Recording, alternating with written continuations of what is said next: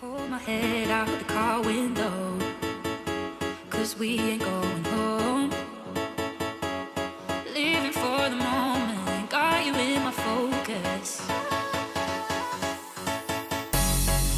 As we're lifting off the ground, as the sky comes crashing down, moving with the tide, let our worlds collide. Hold me close between these walls, would you let me break you fall? Moving with the tide, let our worlds collide.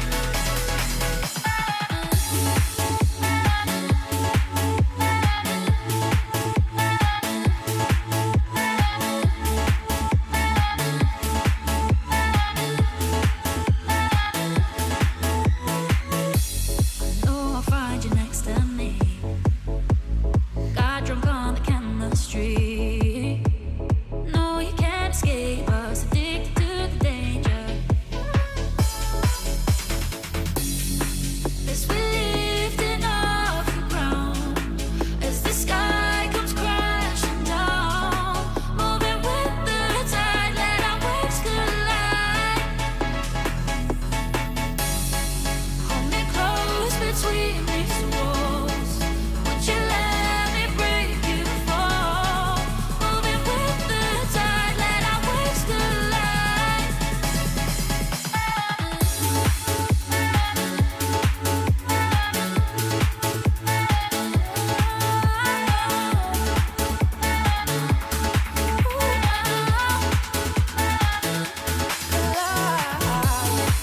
As we're lifting off the ground, as the sky comes crashing down, moving with the tide, let our waves collide.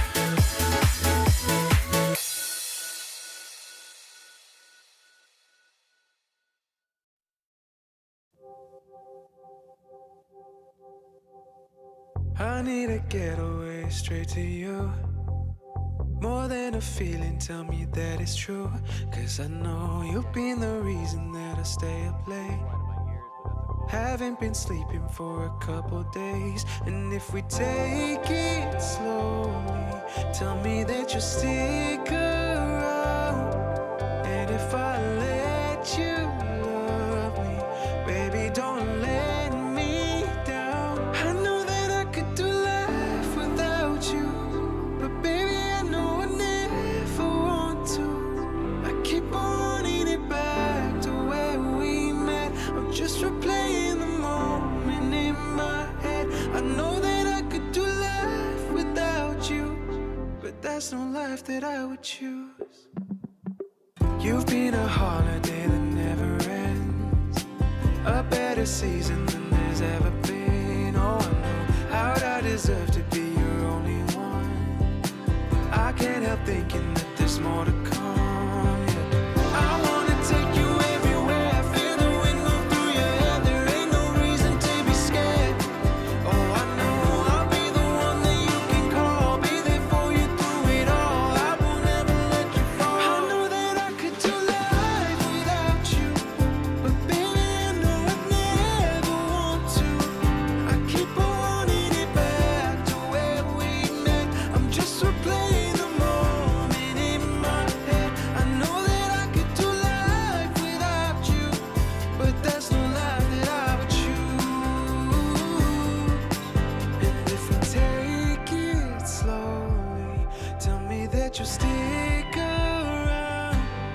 And if I let you love me, baby, don't let me down. I know that I could do life without you, but baby, I know I'd never want to. I keep on running it back to where we met. I'm just replaying the moment in my head.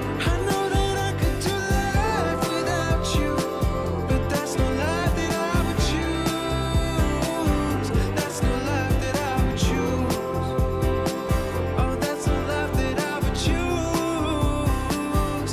That's no life that I would choose.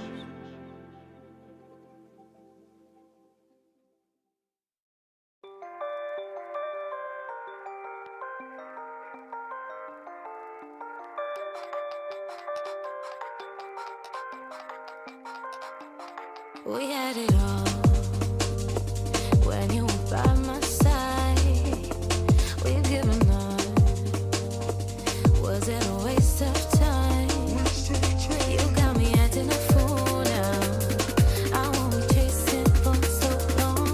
You got me high on emotions, and I just look at what you've done. Love ain't easy. Got me down upon you. Don't you need me?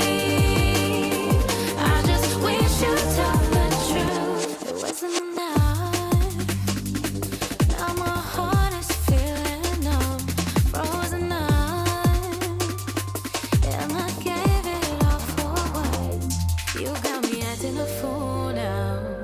I won't be chasing for so long. You got me high on emotions.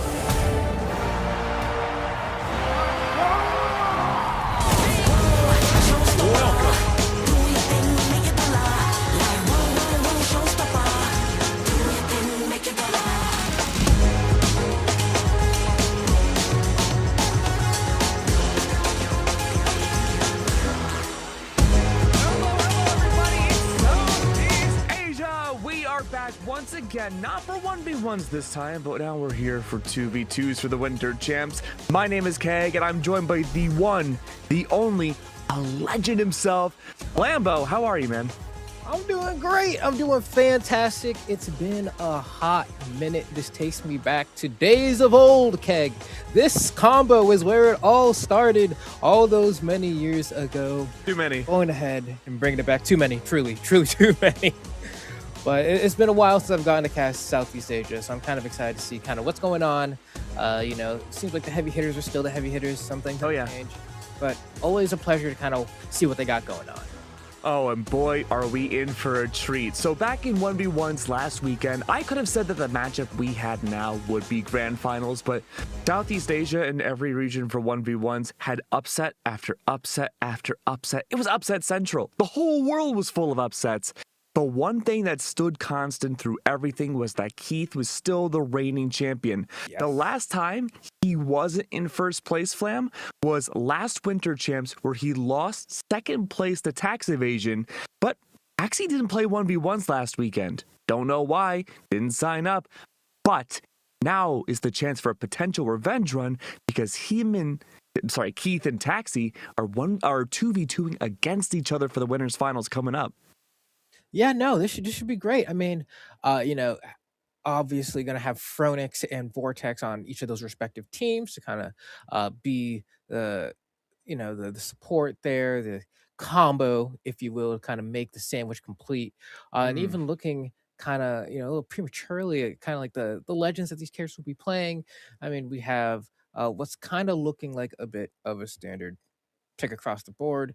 We got, Kaya and Ulgrim and Taros, etc. And a lot of the conversation that we ended up having last weekend for the 1v1s was kind of like, in a lot of ways, assuming that some of the features we have in experimental go through regarding the dexterity and how it affects your weapon durability, a lot of these kind of two staples like Taros and Ulgrim probably won't be as common anymore because they'll be losing their weapons so fast every time they take damage that it may be a deterrent. So because of that, this tournament is kind of like the last hurrah for some of these older team comps that we've Ooh. seen for like the past few years now. People got to get their last dub in, and then they're gonna have to start to adapt.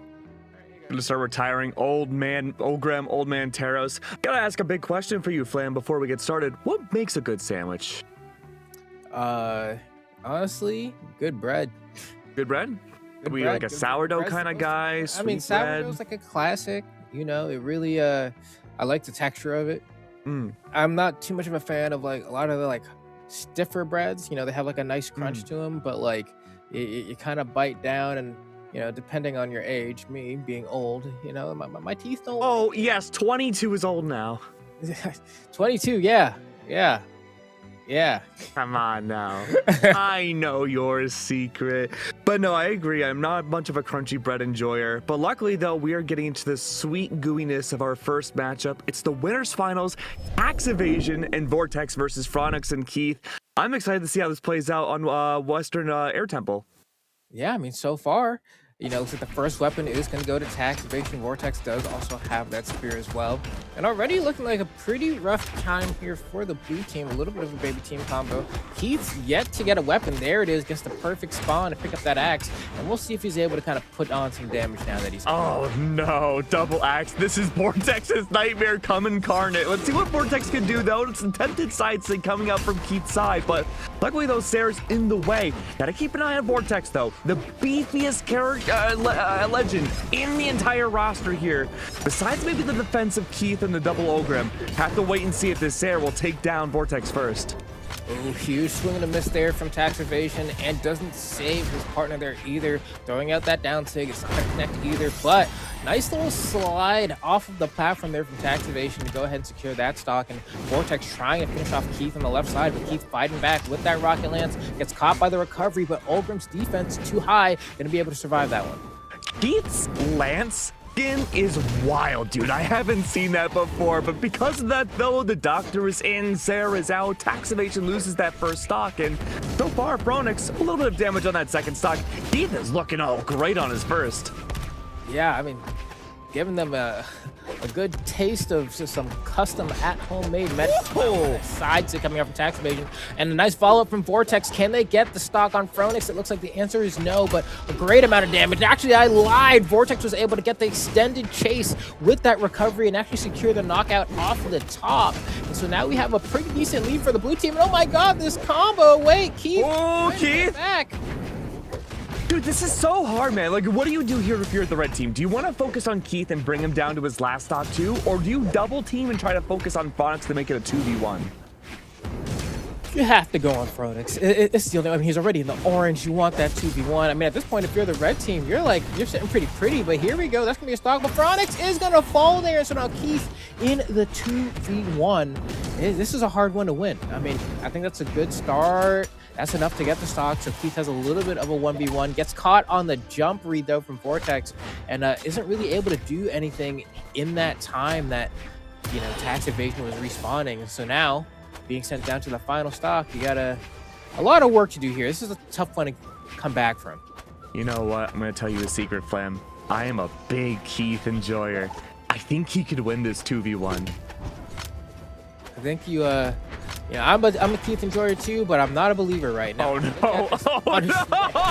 Why did I curse it? I'm so sorry, Keith. Oh, That was brutal. Yeah, that was not great from Phronix, unfortunately. 138 damage to his name. You know what? First game though, first one on stream for the day. Hopefully we can see a turnaround. Oh yeah, I'm just gonna go ahead and take a peek at some of these replays here. I mean, just Keith with some nice turnarounds, and then, you know, had that 2v1, but Vortex reads Keith's jump right here and then gets scooped by the recovery, can't make it back. Classic. But we're going right back to Western Air Temple. They got the smoke and they said, you know what, I think I want a little bit more. So hopefully this game goes a little bit better for them. Yeah, I believe this was Vortex selecting Western Air Temple again. So the idea is to play around the soft platforms. You do have wider blast zones to work with, but there's a lot of opportunities too to go for early stock takedowns. That's Phronix again. Yeah, it was too early. I mean, the match had not even 30 seconds underway. We're already losing our stock so decisively there. There's going to be a lot of work to come back from Vortex, looking quite steeled, though, in this offense. I don't know, Phronix will start carrying some weight there. Oh, no combo. Okay. It was a good start, though, at least. We saw that, and that's the beginning of something beautiful that we could see at the end of this game. 200 damage now on Keith's side. 2v1, Phronix gets out of dodge immediately, doesn't even choose to engage. Vortex and Tax Evasion now down to their second stock. It's up to Keith for, well, not even going to finish that sentence. It's up to Phronix to make sure no damage is applied while Keith respawns. Woo! A scary moment there for Phronix as well. You can tell the red team strategy here is actually just to hunt him down and get rid of those stocks as quickly as possible. They can kind of feel the vulnerability. Yeah. Ow! Yeah, I'm keeping a careful eye now on Phronix's movement. Really want to see what the targeting of him looks like, how he's engaging into the fight, and most importantly, how he's helping out Keith, but he's just struggling to find a way Nice in. weapon throw. Holy cow. Saved his teammate with the perfect timing there. Hanging on to that second stock for a little while longer, but I'm with you, Keg. I'm staring at Phronix's movement. A lot more weapon throws to kind of break up the mold. Not quite enough to get the stock, Whoa. but I think Okay, Keith. Cover. Oh, Vortex's coverage, though, on catching landings off of Phronix has been so good. Phronix, though, keeping that second stock over Keith, now all on one. Vortex, the player to look at, still on his second stock. He is going to be the one you want to focus on. Let's see. Nice little early retaliation there. And they can't seem to find these final blows. Exhausting recovery coming up from Phronix. That's not going to work. Getting good damage at least on the Tax Evasion, but don't want this to be skewed too long in favor of the red team. We got to get that stock off Vortex. There it is. Chance for a team combo floundered, but still good extension here. Phronix playing way better now. Yeah, you can really see that confidence from Phronix highlight in the 1v1s. Luckily, though, last stock on both sides. Maybe an opportunity now to divide up things more. Each player not wanting to get that team damage. Playing way more cohesively as a unit now, but there's still a damage deficit to make up for. That Nair almost enough to get Keith. You have to be careful. The NSIG comes out, and now it's a 2v1, and Phronix doesn't even have a weapon, and that's going to be it. A combo, almost a Russian Mafia. Instead, we get the recovery from the spear, actually, off the top to finish that one, which, honestly, a bit of a safer play, because that Russian Mafia, depending on the damage range, can be a little finicky in terms of getting the true conversion. So having your teammate there to do the spear recovery to secure the knockout is actually safer. Yeah, no, you're completely right, and it's such a tough position to be in. We actually see Phronix go and ban out Western Air Temple. We have either the choice of Small Fortress, or we're going to Mos Eisley for our next stage. And you know, I gotta say, the interpersonal workings that we're seeing right now from Vortex and Tax Evasion is nothing to scoff at. We head over to Mos Eisley, really enjoying so far how these two are playing around each other. I think the high damage of the Taros benefits well with the high defense of Vortex's Kaya. It's just really a matter of Phronix and Keith finding their proper positioning and really rising that confidence going to this next game. Let's see, I mean, such a larger stage that they're going to be playing around, but we'll see how. Yeah, a lot more escape options. Are here. Keith and Phronix have been getting closer, right? The first game was a little bit rougher. Second game, they were able to bring it down to final stocks. But wait, it would be great if the blue team could be the team to get the first stock this time around. That's right. Let's see now, is this a possibility? Things are looking good. Keith only at 84 damage is a strong start. Gravity cancel side sig. It's not going to be enough to connect, though. Looking to see, though. Will this be good? Tax Evasion. What a great little combo there. I love that Sarah ending from Phronix. Allows Keith to go for the escape option. Vortex chooses not to engage until right after. Oh, the beautiful side sig from Tax Evasion to secure that stock. Phronix fights his way back onto the stage, gets a nice retaliatory gravity cancel side light, and Nair, good extra damage, and the blue team keeping things close. Oh man, but Mos Eisley with those large KO boxes, just making it take so long to get any sort of anything going. Let's see. Oh, wow. That was nearly 300 damage on Vortex. That's incredible. But Tax Evasion's struggling. And you would think this is a stage that would benefit a Taros and Twos more, but he's not finding a lot of value off of his anchoring on each side of the stage. It's Phronix engaging with Sares instead. Tax Evasion's trying to rebuttal back in with a D-Light Sare of his own, but he's just not able to find consistent footwork. Ooh, okay. This hammer from Tax Evasion, he's finding these stomps. And that's going to add up soon. A stomp Sare from center might be enough. Oh, there we go. That's huge. Do it. That's big. Scary. It's so scary, but sidesing again from Phronix, his confidence rising more and more every single game. Dare to follow up. Tax Evasion, no way back in. This is looking so good now for the blue team. But Vortex and Tax Evasion, they're already up 2-0. They only need 3 more stocks to get the solid lead back into grand finals. Here they're looking to get those hits in. And Tax Evasion getting a lot of unanswered hits here. There we go. A little bit of a response coming out from Phronix, but Tax Evasion has that hammer in hand, says, you know what? It's Stomp Sare time. Who's going to let me get the first stomp? That's one stock falling from the Kaya and Sig. Tax Evasion. Oh my god, double neutral Sig coming out from Keith. Oh, this is so risky. Keith, again, the 1v1 Winter Southeast Asia champion, the one targeted the most. Phronix has been the scary player, though. Tax Evasion's looking for a way to rack up the damage against Phronix. Keith evading himself, staying out of the way, letting Phronix do the majority of the work for this final stock. And Phronix is making it work so well, catching the landing off of Vortex. Keith, unfortunately, hitting the unarmed recovery. But the down sig doesn't connect. Tax Evasion can't find the recovery. Phronix sets up, hits them down. Vortex back onto the stage. That might be the end of Tax Evasion. Oh, jumps back on. Has no weapon now, though. They need to get out of this corner. Nice aggressive response to the stage. He lives? Phronix doesn't respond. Okay, one of them goes down. It's a 2v1 for Tax Evasion. Needs a weapon, has to get back on the stage first. Wall slip coming into play. What a sneaky way to reset. Gets caught by the end light, and then the combo into the side air from Phronix. And that's going to be game number 3, going the way of the blue team, hanging on in this set. I only got to barely see before we went straight to stage select again. I'm pretty sure Phronix got over 700 damage that last game. Yeah.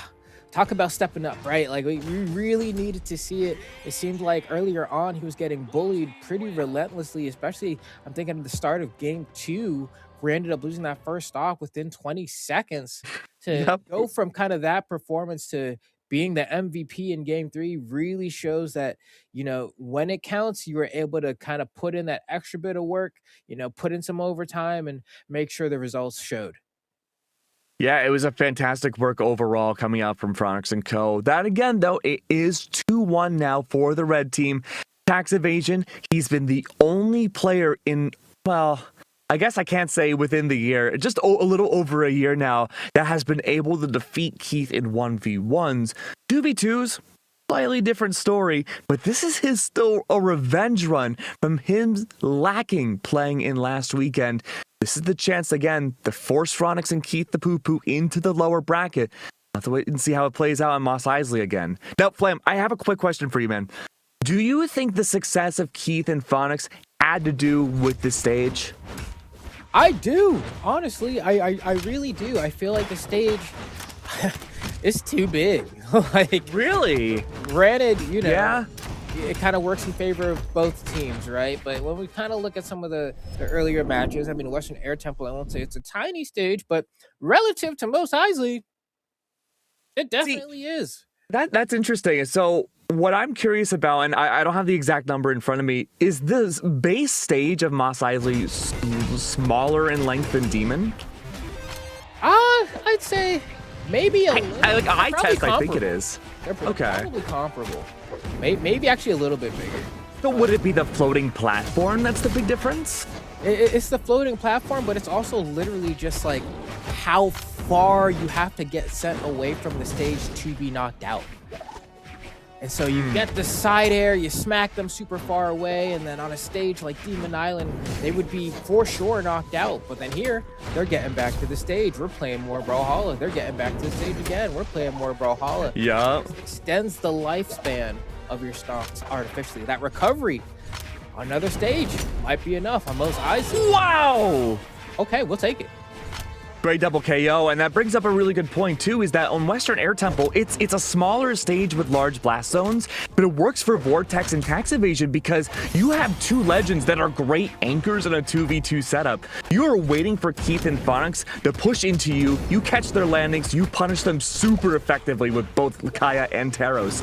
The fact now that Keith and Phonix can control the tempo a little bit more, yes, there's more escape options for Red Team, but the fact that you have Lance and can punish those escape options works out so well for their favor.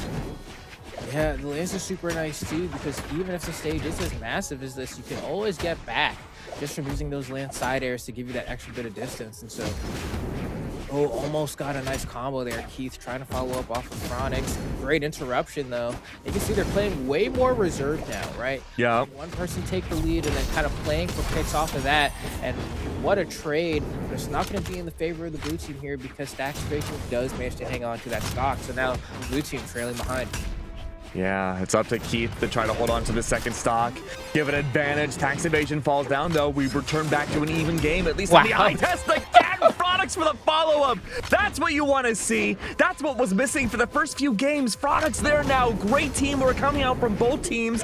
Keith tries to go for a bit of a little cheeky stock ender there. Finally gets punished, though. Loses that second stock. Phronix evading just about every attack while Keith gets that axe back again. Okay. Ooh, Oh! Lots of damage off of that.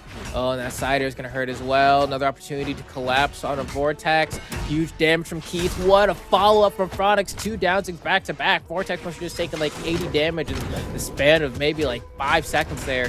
That stock basically non-issue, removed from the game. Vortex was simply not even present in that last game. Beautiful, beautiful play from Tax Evasion and Vortex. Absolutely packing that. That was tough. I mean, I don't even know what happened. They were doing so great in the first 2 games, and then Keith and Phronix just they kind of got more belligerent, more reckless a little bit. Okay. I felt like they just started like throwing out more signatures. You would see Phronix throw out a side sig, miss the side sig. Keith would come in, throw out the side sig. Maybe the side sig would hit, or maybe that one would miss. But it didn't matter because then Phronix would be there again with another side sig. They're saying, I'm getting this move to hit, and I'm getting the stock. It seems like in the earlier games, there was more defense from the red team in terms of being able to kind of stop what I'll call like reckless plays, if you will. Okay. Like, I want the stock on. I'm just pressing the sig button. If it hits, it hits. If it doesn't, it doesn't, right? Yeah. But as the set went on, it seems like their vulnerability in those kind of plays has started showing itself more and more. Okay. I think for me, the big win condition right now is Phronix. I think the fact that he really didn't do a lot in the first 2 games kind of speaks to the lack of chemistry for Keith and him. But, you know, since we saw that reset to Mos Eisley, I think that chemistry has risen back again. I couldn't tell you if it's the difference of the stage. We're going back to Western Air Temple. That might not benefit Keith and Phronix very well. But, you know, if it was maybe just needing some more time to warm up or stream nerves, it could be a variety of different things. But the fact of the matter is that we did see Keith and Phronix really get their act together in the last 2 games. Vortex and Tax Evasion are on a stage now that I think will benefit them more. It's just a matter of seeing if those last 2 games is that extra push that Keith and Phronix need for grand finals. Oh. And the power of double Rocket Lance seems to be, I mean, that's the thing, right? It's always double Rocket Lance or like double axe. And yeah, either way, both combinations have proven to be pretty difficult for the red team to deal with. You get those nice, easy build-up combos. But as I say that, we actually do see Phronix go down first again. It's been a while. Yeah, Keith is playing the massive evasion game, ensuring that he can get a weapon again, keep that first stock alive. Vortex and Tax Evasion again. Yeah, pretty decent defense on both of these legends, especially the Kaya. The Vortex able to maintain that first stock still. Tax Evasion unfortunately does fall, but to the hands of Vortex playing that defensive game, looking for follow-throughs off a side sig only, does not work. Good punish. Keith once again a frog's hair away from falling. Oh, wow, that recovery doesn't connect. Thank God for Phronix. That would have been an early KO off the top there. The blue team, though, still ahead. I mean, Keith just not losing that first stock there. It's going to be but not without tax evasion taking some damage from Phronix in the process. Good little team combo from Vortex, tries to go for the ground pound, and looks like the blue team's getting back to the stage. As I say that, a nice active neutral light from tax evasion does end up finding Phronix. It really feels like the stage is too small for Phronix and Keith to get anything going. The landing platforms, using the soft platforms too, working out well for the red team to catch the landing off of both of these players. It's a ground pound, a massive one at that. Tax evasion falls. It's up to Vortex now to be the win condition for red team. Needs to keep that second stock afloat. Okay, huge opportunity here. Nice little down air. Okay, send them right to the KO box with that one. And it's getting a little bit dicey, but the blue team is decently poised. Phronix has a decent amount of damage for someone on his final stock, though, so he's definitely going to have to play in the back, but we see him kind of camping the left side, letting Keith go in front of him, because he doesn't want to lose that stock and force Keith into the 1v2. And Keith absolutely cleaning up Vortex, and so this works out just fine, because now has 2 stocks to work with, whereas tax evasion, well, Keith has 1 stock to work with. So we can pretend we're going back in time to Winter 1v1 champs. We didn't get to see this opportunity for Winters this year. 1 stock left, game 5, Keith versus Taxi. All right, Keith manages to get an axe.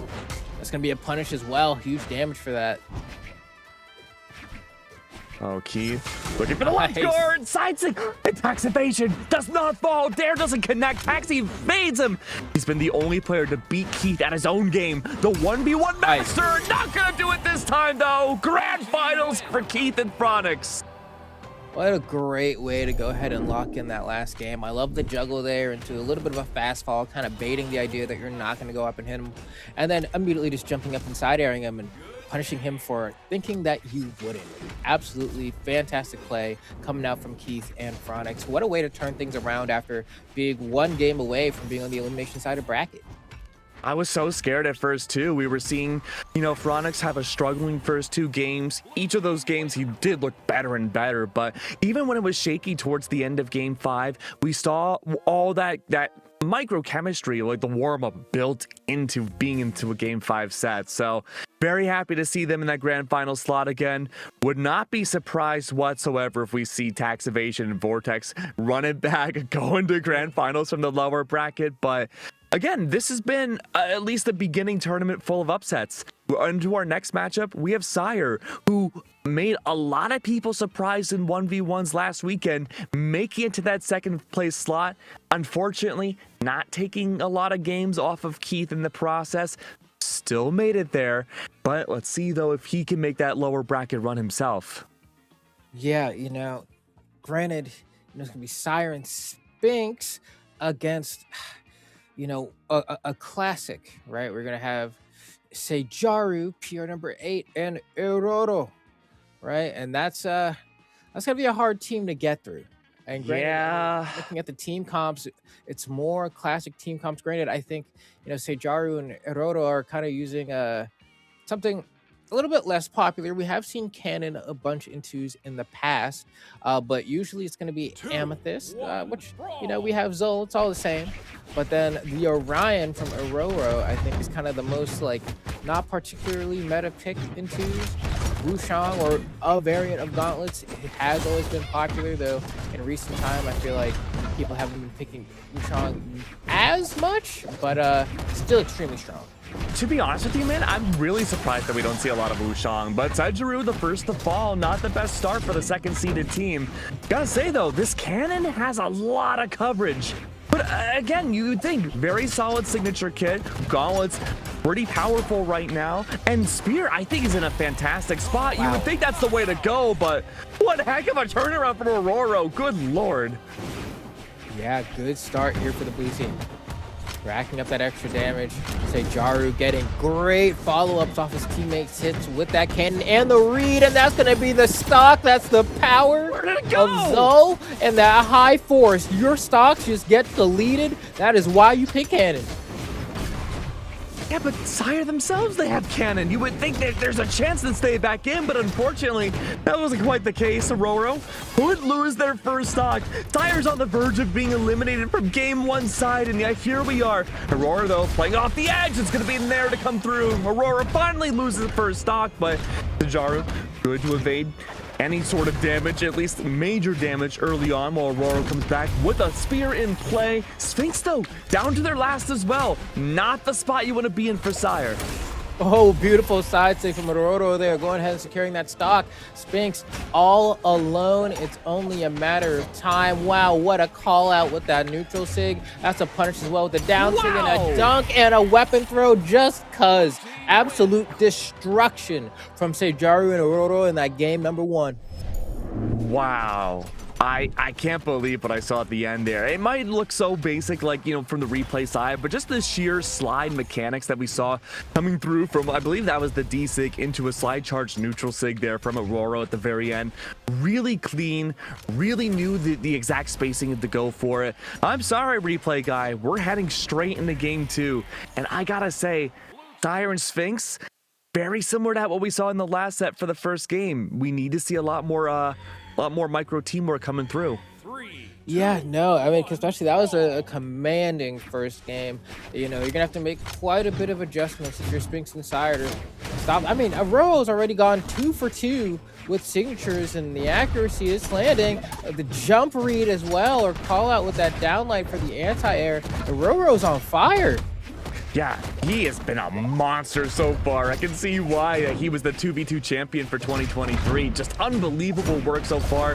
His awareness in the spacing and helping out Sajaru too. Again, helping cannons and twos is definitely not an easy feat, but his spacing and giving that respect for Sajaru as well, not taking a lot of team damage, having the combo set up too off of the D-Sig on Spear.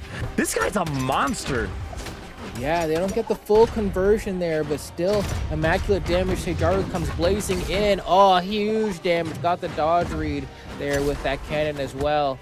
We get a wild touch. Sajaru did, so we're getting back to the stage. And just like that, another bulldozing lead for the blue team. The red team has yet to be able to prove that they can stop this punishment.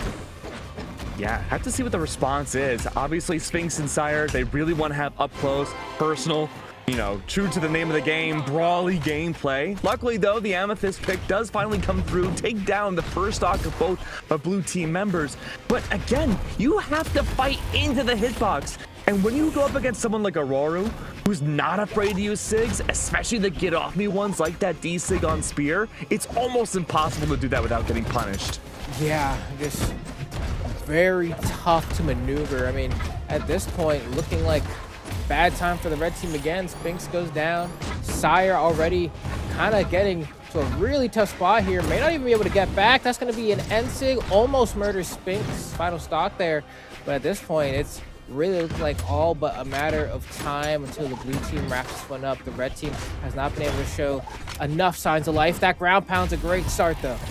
Okay, great start. Really playing off the edge might be the adjustment the red team needs. But ask you a quick question though, Flam. Regardless of the outcome here in these final stocks, do you think we're going to see a legend swap from red team? I don't think so.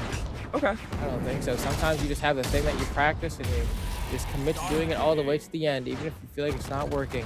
Well, it's certainly working now. You know, that's, you know, you put the time in, there's a level of comfort with it.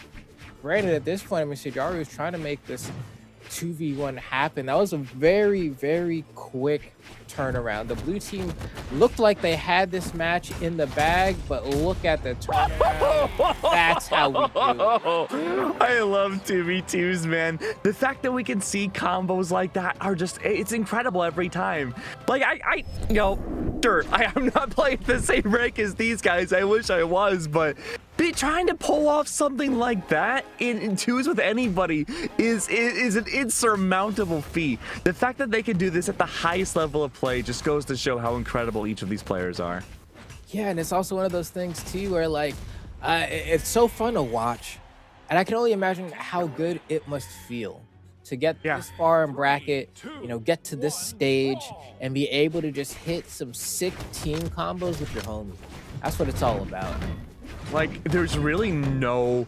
Well, you know, I've been playing this game for 10 years. I've been playing a lot of games for a long time, right? There's really nothing that's as satisfying as that. But you know what? 1-1 now. Both these players and teams have shown a Fortress of Lions. They can do what they need to do. I want to see Red Team play on the ledge again. That's where they're getting most of their team combos, most of their stock takedowns. Tajaru, victim of that right away. A solid start for the Red Team.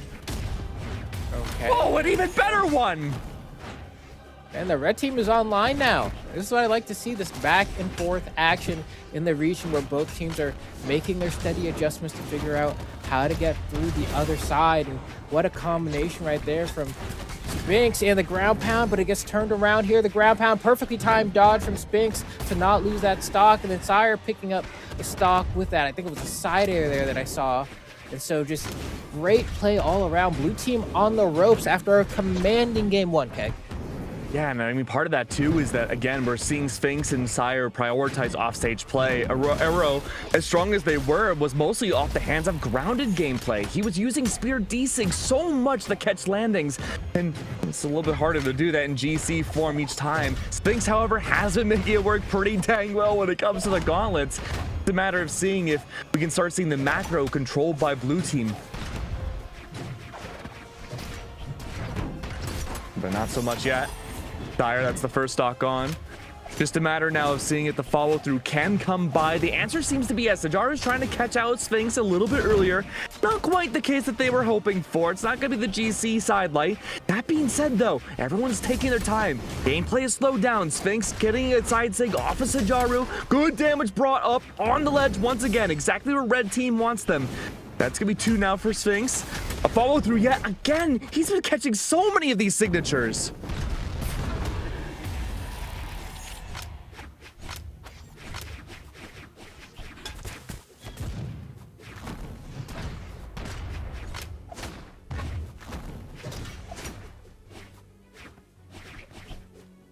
All right, now, let's see. Can it continue once more? The answer seems to be yes. Sajaru's completely gone. We were stunned, completely shocked. The fact that blue team again have not been able to get themselves going back on. Let's see if Aurora can do this, though. It's a tough position to be in. Aurora holding on tight. Any which way he goes, there's a punish from Red Team. Trying to fall onto the ground. He goes for a slide charge D-Light. It works out decently well. Lance is back in his favor, but he makes the wrong move. It's not going to be a GC down sync, but the Sarah comes by. Sire loses that second stock. That's the problem. Arrow is at 160 damage and has 3 stocks still to take down a 2v1. He's cooking.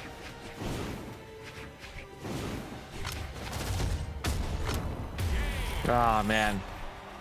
I burnt a little bit there. Gotta say, though, Sajaru, it was unfortunate. We didn't see as much cannon prominence in this game. 251 damage overall. Unfortunately, a lot of that had to come from Sphinx getting Sajaru's number very early on in that first stock. After that, would just condition him to play off stage. He would try to come back on. These GC D-Sigs, GC side Sigs coming out from the Chun-Li just caught him out every single time. Yeah. Oh, yeah.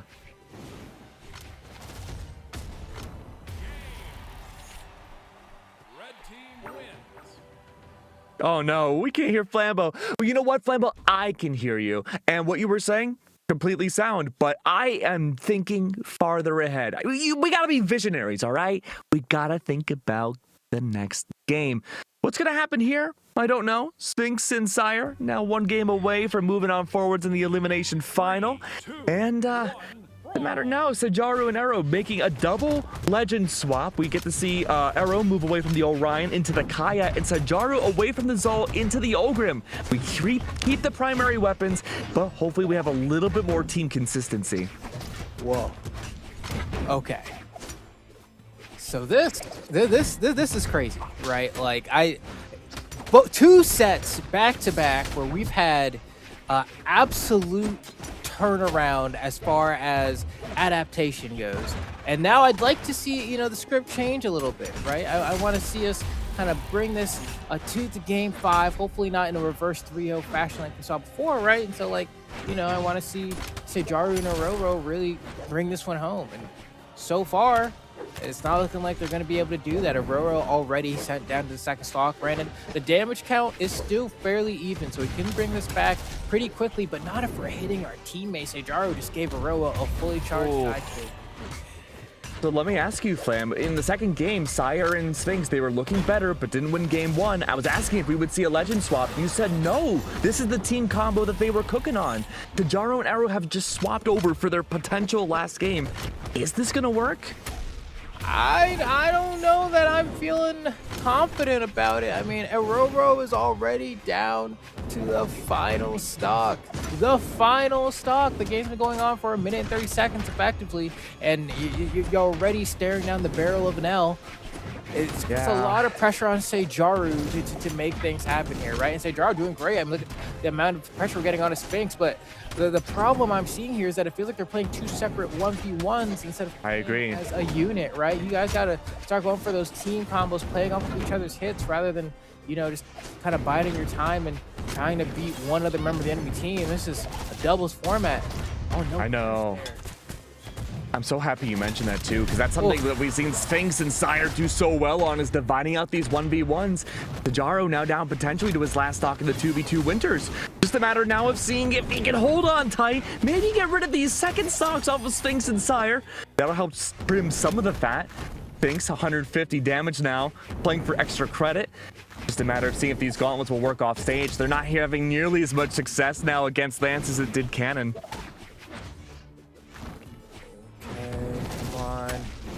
Give me a nice little smack there, but still not gonna be enough. Cider comes out as well, and the combo into the ground pound. Oh man, what good teamwork! What they need to bring things back. He didn't get that edge guard. Oh no, Arrow's gone. Arrow's gone. Sire, no! Was the sacrifice worth it? I guess we'll have to wait and see. Relatively the same damage. Both of these players left Sejaru. The weight now of elimination on the back of himself and his teammate. It's just a matter of seeing whether or not we get to see a 3-1 for Sphinx or go to game 5.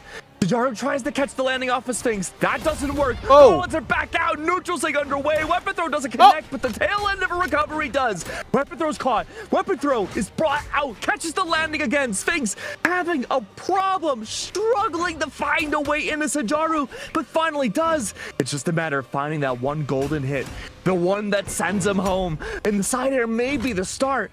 It's gauntlets again.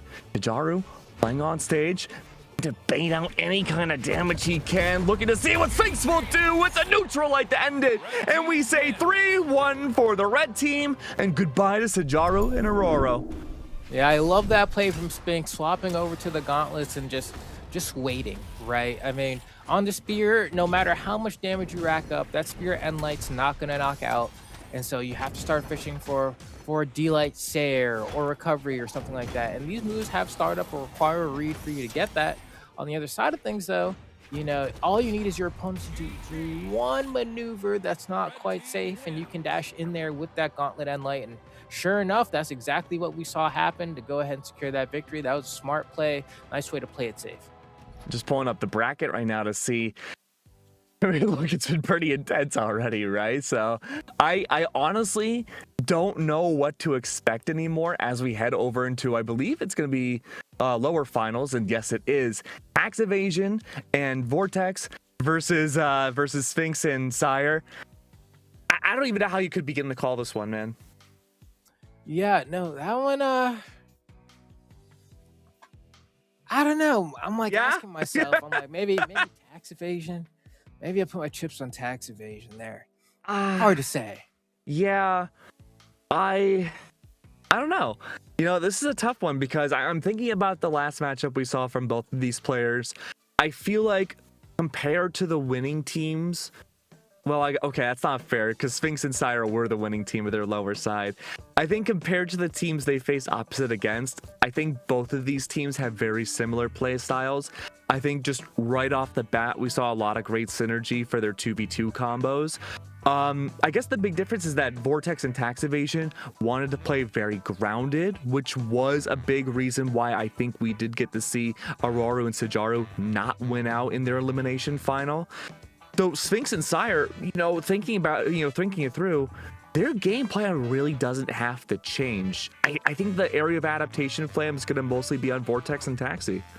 No, I feel like that makes a whole lot of sense just based off of kind of what we've seen thus far. But I guess we will have to see in just a little moment, because we're going to have to go to a quick little break. And when we return, we'll have more of the Southeast Asia Doubles Championships. You won't want to miss it. We'll be right back. Stand by.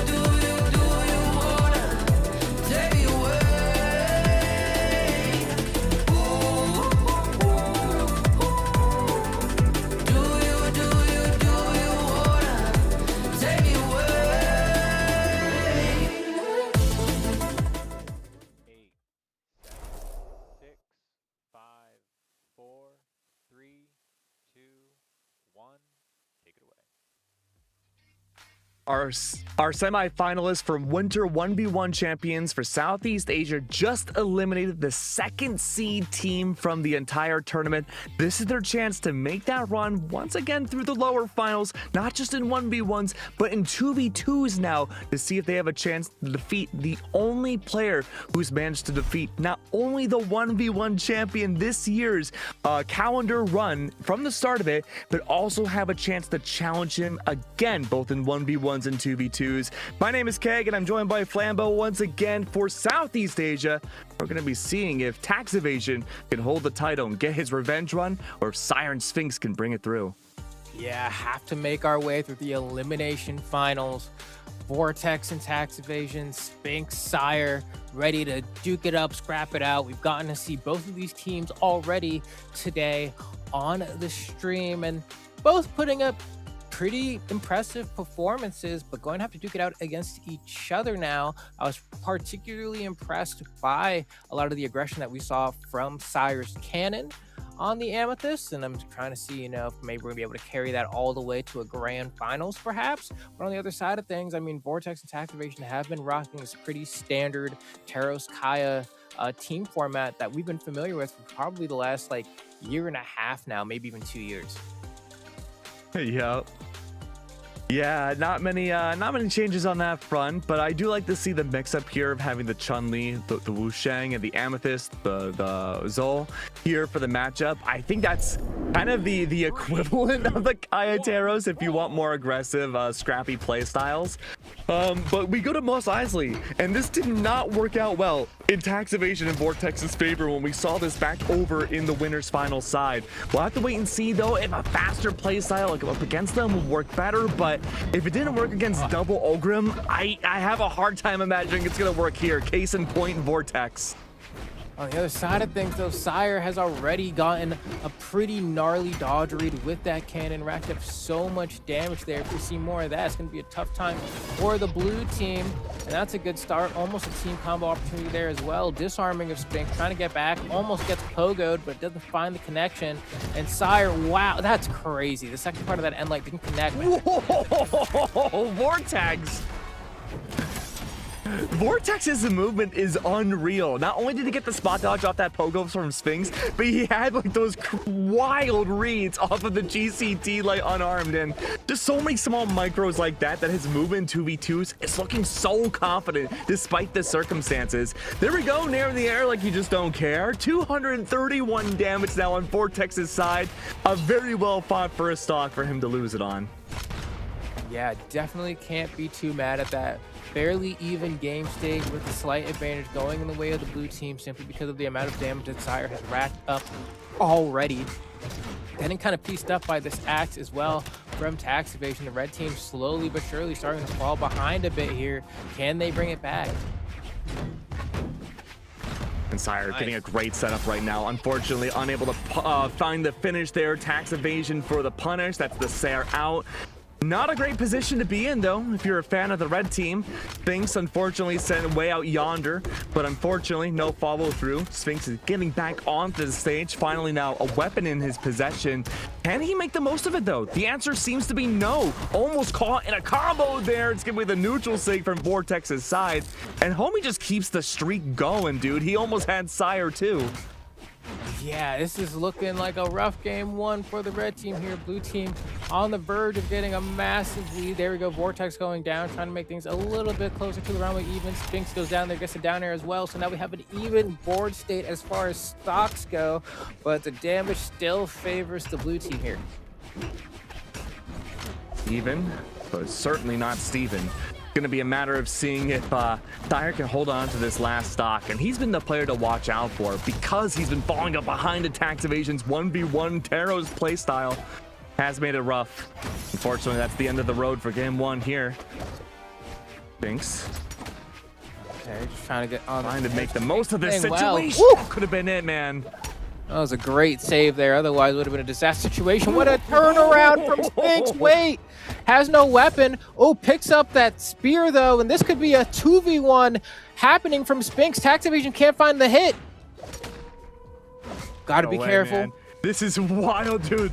Weapon throw up. A D-Light send Sphinx up that far. What? Nice. How did he do it? Oh, wow. Down to the final hit. You know, despite the rough start that we saw from the red team, the fact that it ended so close really goes to show again that this has been the closest game one we've had. Yeah, I mean, Sphinx played so well in that last little exchange there, was able to bring it down to a 1v1, was one hit away from securing the game, was able to pick up the spear, you know, went for an immediate sig to try and kind of catch Tax Evasion off guard, and it just didn't work. But you know, Tax Evasion had to be sweating there. We're having a really hard time finding that final hit for the KO. We move over to the Fortress of Lions, though. We finally defeated the Moss Eisley devil on the back, I suppose, of Vortex and Tax Evasion. Finally got past it. We go to a smaller stage now that I think will just continue to benefit the blue team more. You know, going from how game ones have gone so far for this this tournament, it's always been the winning team to struggle that first game and find a pickup towards the end of the second. So, not going to count my chickens before they hatch just yet, but I'm definitely keeping my eye on Sire, man, because it was a struggle, but he really did find his ground towards the end of game one. Okay, now let's see. Nice, I mean, little combo there from Sire. Hits his teammate, but I think the damage is worth it. Nice little conversion there off the stray hit as well. Playing a great support, and that's going to be a huge punch as well. Can't get the recovery to connect, unfortunately. Just a little bit too much damage for half tracked up to not get the true conversion off of the missed dodge. But despite all of that, I mean, we're going to watch Sphinx go down, and either Sire or Tax Evasion will sure be the next ones to follow.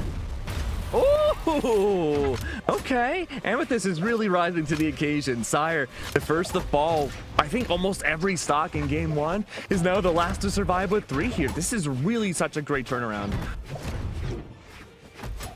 Just trying to pick and choose their moments properly. That's going to be a huge opening there. Tax Evasion with the stomps there. Going to try to collapse on the Sphinx. Can't get the hammer recovery. Can't get anything. And Sphinx is just going to recover with no problem whatsoever.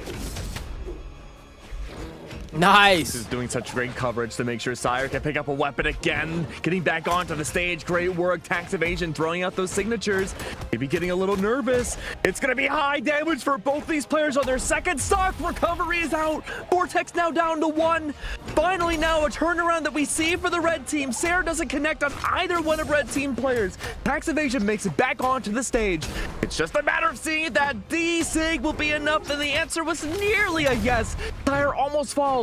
Tax Evasion still remains onto the ground, may have gone in a little too deep, plays a very risky game, but the game of chicken, neither one of them come to roost. It's going to be both players surviving off the ledge, and Tax Evasion, though, off the hands of an error, goes down to 1.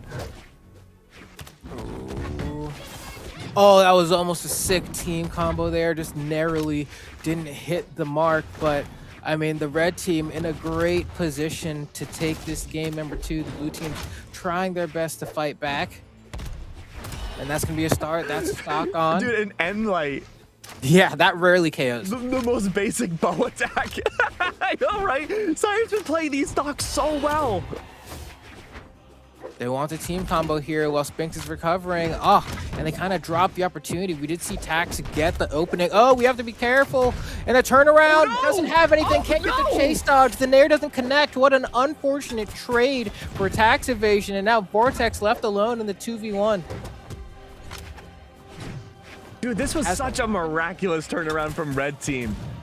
I don't know if Vortex can make it back into this. 142, 1 stock left. It's winnable for sure, but Vortex is on hardcore mode. A single hit will take him down. Maybe not. One more? Ooh, okay. Bouncing off the stage there. Just still doesn't have a weapon. Hard to come by. There's the spawn, but gonna get starved out. Having to do most of this unarmed. Great movement regardless, though. Just hoping to get a weapon. Absolutely. That will just be something that he can actually get to. Ooh, but that's going to be it. Gets punished for a side light, which is a hard move to punish. That's why I was using it so much. It's quick, it's pretty low end lag, but if you are positioned correctly, you still can get the punish, and that's what we saw. You know what? It was a 1v2. It wasn't a winning fight for Vortex, but the fact that he brought both of the red team members from like light yellow damage down to pretty deep red on that final stock while being at 150 damage really goes to show that Vortex is a monster, dude. Like, he is incredible. Like, watch into this next game, his movement, just facing individual players, his micro, right? It might be some of the best I've ever seen in this game. Yeah, he just really seems to have, I don't know, something about the kind of the micro adjustments in terms of spacing is really up there. Oh no, Sire! Oh no, no! I say watch Vortex's movement, but he's struggling so hard. Oh no! Okay, he made it back. But let's pretend the first 100 damage didn't happen. First 130. Yeah, I'm like praying for people to not get caught in the Sire blender.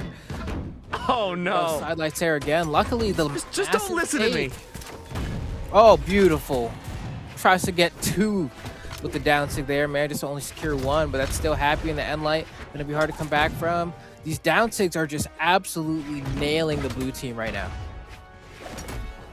Yeah, the target priority coming out from red team is so sound. The fact that they focus on Vortex the most, and when tax evasion's a 2v1, they focus on him, or really at any point when there's a 2v1 that they're capable of converting onto, we see Sphinx and Sire get right on it. Tax evasion and Vortex, we're still waiting to see had their grounded playstyle work out to their benefit. They brought each game pretty close. Great extended team combo from Vortex's side off the side sig. Worked out well. That Sire losing that first stock, but even then in a 2v1, Sire gets out of dodge relatively scot-free. Okay. Still 3 stocks on Sphinx here. The red team poised to go ahead and take the second game if they keep up this trend. There we go. Sire getting even more damage onto the blue team. That's a nice little 3-piece though from the blue team, but a side take from Sphinx makes things look even more dicey, and a ground pound to lock it in. The weapon throw. Oh, that might actually be a turnaround there. Oh, wait. We're good. Nice. Sphinx is at 260 damage. I don't think I've ever seen a player. Oh, I don't know what it ended on, but like that might have been the most damage I've ever seen on one player for a stock. That being said, though, the fact that Sphinx has been able to hold on to their first for so long, dude, is unbelievable. Sire's just tapping everything in right now, securing those knockouts. It is looking like a really hard match for the blue team here. I hope they can bring it back, but they might have to start thinking about where they're going to go for game number 4. Yeah, I wonder if we're going to go back to Legend Swap City. We haven't really seen those work out too well for teams that do it that late. We saw one for Game 5. It didn't quite work out the way that they had hoped. Vortex, though, again, the movement I think is pretty sound. Tax Evasion, admittedly, is the player I've been watching the least here. I want to see what his grounded punish game will look like, and the fact that he's able to follow up off of Vortex has been pretty good. It's just that he's been put in a lot of disadvantageous states overall this match. Oh, man. Okay.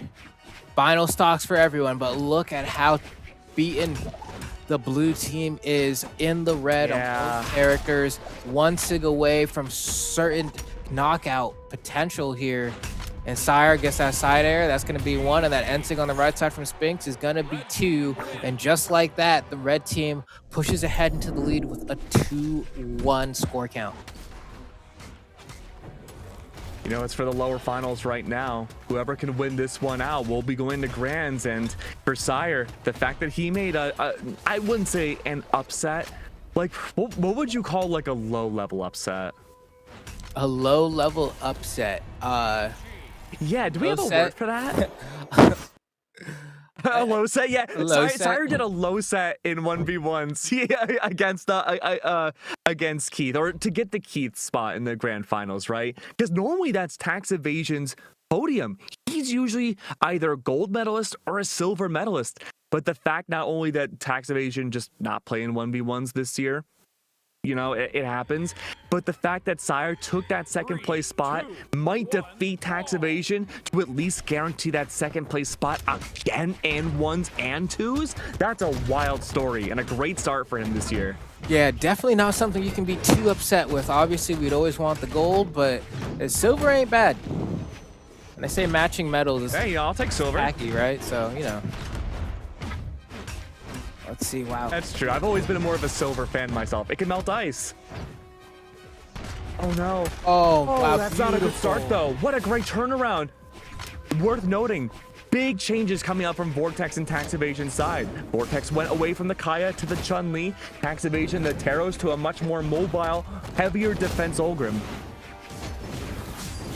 Yeah, kind of, you know, understanding there's like some core team comps that most players have tried and understand how they work, and having the ability to swap between them on the fly is going to be a highly valued skill at this level in the game. And so we'll, you know, we're kind of watching if Sire and Spinks are able to deal with it. And so far, the answer has been, kind of. You know, they've kept it competitive. They haven't, like, even if you look at the scoreboard now, it's hard to say that they're losing definitively, but they are definitely, you know, having to earn everything that comes their way. It just makes so much sense to swap to what Taxing Vortex did. You have the ultimate flex composition in this game. The long range of the lance, you have the long range of the spear, comparable to the gauntlets in Axe that are a little bit more medium and short range. You have your ideal ways of how you want to change your pace in these matchups. You're not beholden to just a grounded style of play like you would with Kaya and Taros. Vortex is now able to keep up with Spinks, play in the air, and it's just a matter now of seeing if that's going to be enough to bring things home. Spinks looking for a way to end this next stock. Vortex, any opportunities at all will send red players down to their last stock. It's just a matter of seeing if that's going to be the way to guarantee a fast pass to game 5. Ooh. And Sire not going to be able to get back, and that's going to be a problem because that leaves Spinks all alone. And look at this team combo to start as well. Huge damage. Geez, Spinks cannot get hit by another one of those, but in order to make this even possible, Spinks has to take out Vortex, and Vortex is only in the orange right now, so he's going to need at least 2 to 3 hits before we can even start thinking about looking at signatures. And Vortex is looking for a pure punish game. Tax Evasion's going to take the forefront off that extra credit of the second stock. Spinks, if he can do it and take down Tax Evasion stock, GC's neutral sig could have been enough, but it's the recovery, the safety of Vortex. Each of these players know exactly the roles they need to play in the exact moments of a fight. We're going to game 5. Okay, another one. These guys are playing their absolute hearts out. They want the dub. They want to go to grand finals. They want a shot at the crown, right? And, you know, this is the only way to get there. They're absolutely scrapping the swaps. Legends-wise, has successfully gotten them here, right? We were always a little bit questioning about it. Are you going to do it? Is it worth it? Is it the correct play? But it's seeming to show that, at least in this scenario, we made the right call. And in terms of adaptability too, Sphinx and Sire have been playing the same exact legends every single game. Vortex and Tax Evasion haven't. They know exactly how they need to face against you know, the Amethyst and the Chun-Li. Only 1 game's worth of download for the red team against blue. So there's gonna be a big advantage for them going into game 5. Oh. Okay, huge damage coming out from Tax Evasion's side. Coming out from Vortex as well. Almost secures the first stock. And we have a ground pound to try and seal the deal. It's not going to be enough, but a nice side stick from Spinks actually kind of turn things around, gives the red team stage control, but it doesn't really seem like they exercise as much with it and end up kind of losing it almost effective immediately. But Sire trying to make something started. Okay, that's going to be Sire, the first to fall. Sphinx keeping this first stock alive, attempting to do his best. In the process, recovery is out. It's going to be 1 member of blue team gone. Down to the double Chun-Li. But even then, GC side sig's not going to be enough. That's going to be Vortex to fall. Oh. Sphinx might have to be the one to bring this home. Yeah, I mean, good luck, right? I mean, there we go. Spinks going down to the second stock now, but everyone else on the screen is already down to their 2. Sire, you know, doing such a great job of fighting this openings with the cannon as well. You get hit by another one of those if you're on the blue team, and that might just might be your lead altogether if you're even able to get there again, because look at the pummeling that's happening here. D-Light into the Nair. Oh, knocked out. I know, I love these extended setups from Sire. He's finding his groove now on Fortress. Tax Evasion, his punishes, and even his combo starters off the lance. His Sair punishes, top tier. Look at that, GC side sig, that's what you want. Sphinx now goes down to his last stock. He was the one with the least amount of damage and the most stocks before we saw everyone entering too. He's been targeted the most. Oh. Oh, missed the team combo there. That's going to be rough. This is as close as it can be stock count wise. Looks like Vortex just took a little bit of damage, but still insanely close. Both members. Oh, wow. What a ride there for Sire. Has to get back on the stage. Doesn't have a weapon, but there's a spawn. Has a cannon in hand. A turnaround end light. Not going to be enough to secure the stock, but it almost has enough juice. And that's going to be the stock. Nice D-Light Nair coming out from Sire. And the combo, no huge conversion, but it was unarmed, so that was kind of about as good as they can do. I'm so worried for Sire. He's got 2 stocks still, but if he falls, that's going to put Sphinx in a very bad, disadvantageous spot. He'll be facing a 2v1. Vortex, though, 188.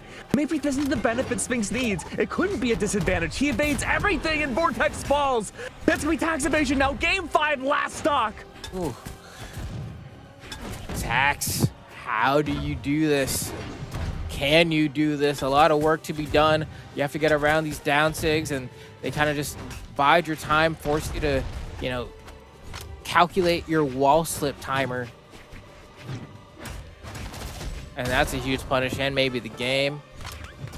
Yeah, GG. Yep, there it is. Beautiful work. Moving on to the grand finals. Oh man, I'm excited. They eliminated the second seeded team in this tournament. They defeated the consistent second place 1v1 champion all throughout last year.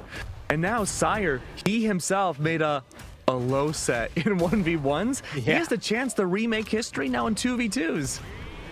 Okay, and that's a fun position to be in. You get to write a little chapter into the books etched in stone. And so hopefully he's able to have a good time there. But granted, there's part of me that's like, I think Keith and Phronix might just have to seal the deal here.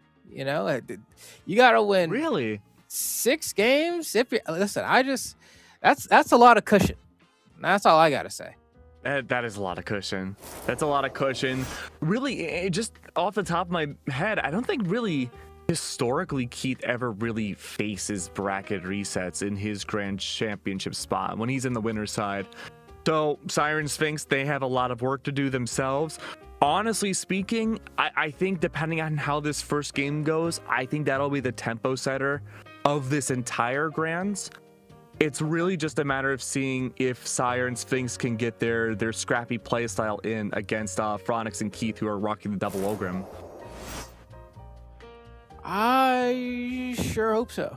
Double Ogrim, man, it's a tough customer to go up against. The dude is very impressive. Yeah. And just like all of those weapons cover up so much stage. I'm curious about is it going to be another Western Air Temple, Mos Eisley, back and forth? Are we going to see a variety of other stages? Maybe get some Miami Dome, some Fortress of Lions in here. What's it going to be?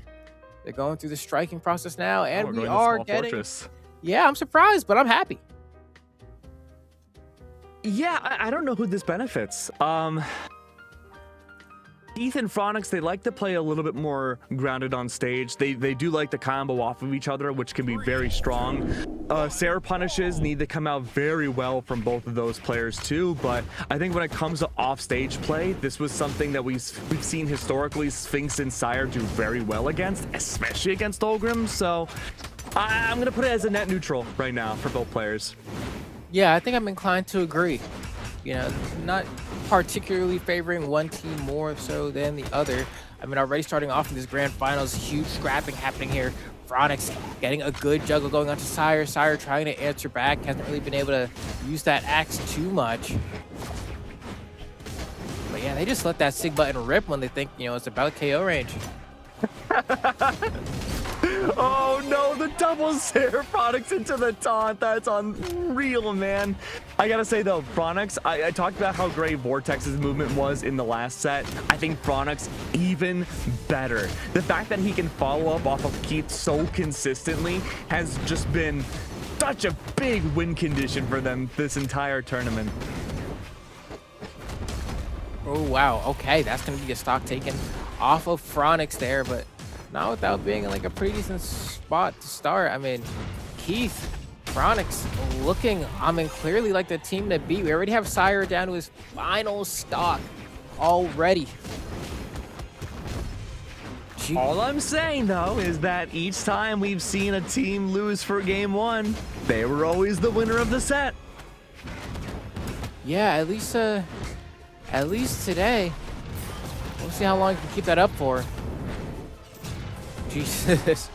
Like the 4 side 6 coming out from Sire's in an awful spot, man. I feel so bad for him. That is truly a nightmare for 2v2s to be against double Ulgrim Lance off stage. Deep red. Oh, double pogos. I don't know that Spring's gonna be able to come back from this one though. I mean, Sire got like so obliterated in this game. The blue team they look incredible. And Sphinx, really not many options left here. 140 damage. Literally anything will take him out, especially with how great Keith and Phronix have been playing their 2v2 combos. Well, all right, hold on now. Okay. Hold on, Phronix. Do you believe in miracles?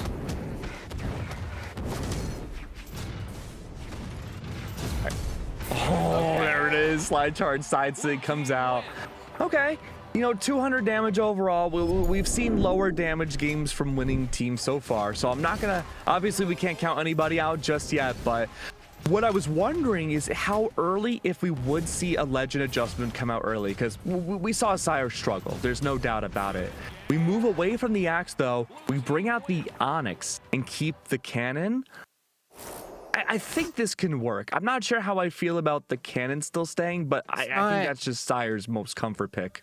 It was great in those first like couple games that we saw where he would start the match by picking up the cannon, going for a sidelight, and then jumping and immediately getting the dodge read. Even in one of the games we saw prior, was able to get the stock pretty much effective immediately from that position. But here, it's looking a little bit rougher.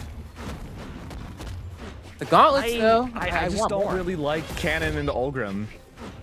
Okay. It's a really rough I think we can get more here. I think. Yeah, I think the idea here for Sire is to prioritize gauntlets more. Obviously, the cannon, it's gonna be that, you know, comfort pick just in case the gauntlets don't work out. But yeah, I imagine as soon as possible we're gonna go Gauntlet City. Oh wow! Oh, and the turnaround from Sire. No fear at all. Good lord. Okay. All right, a bit of a better start here for the red team.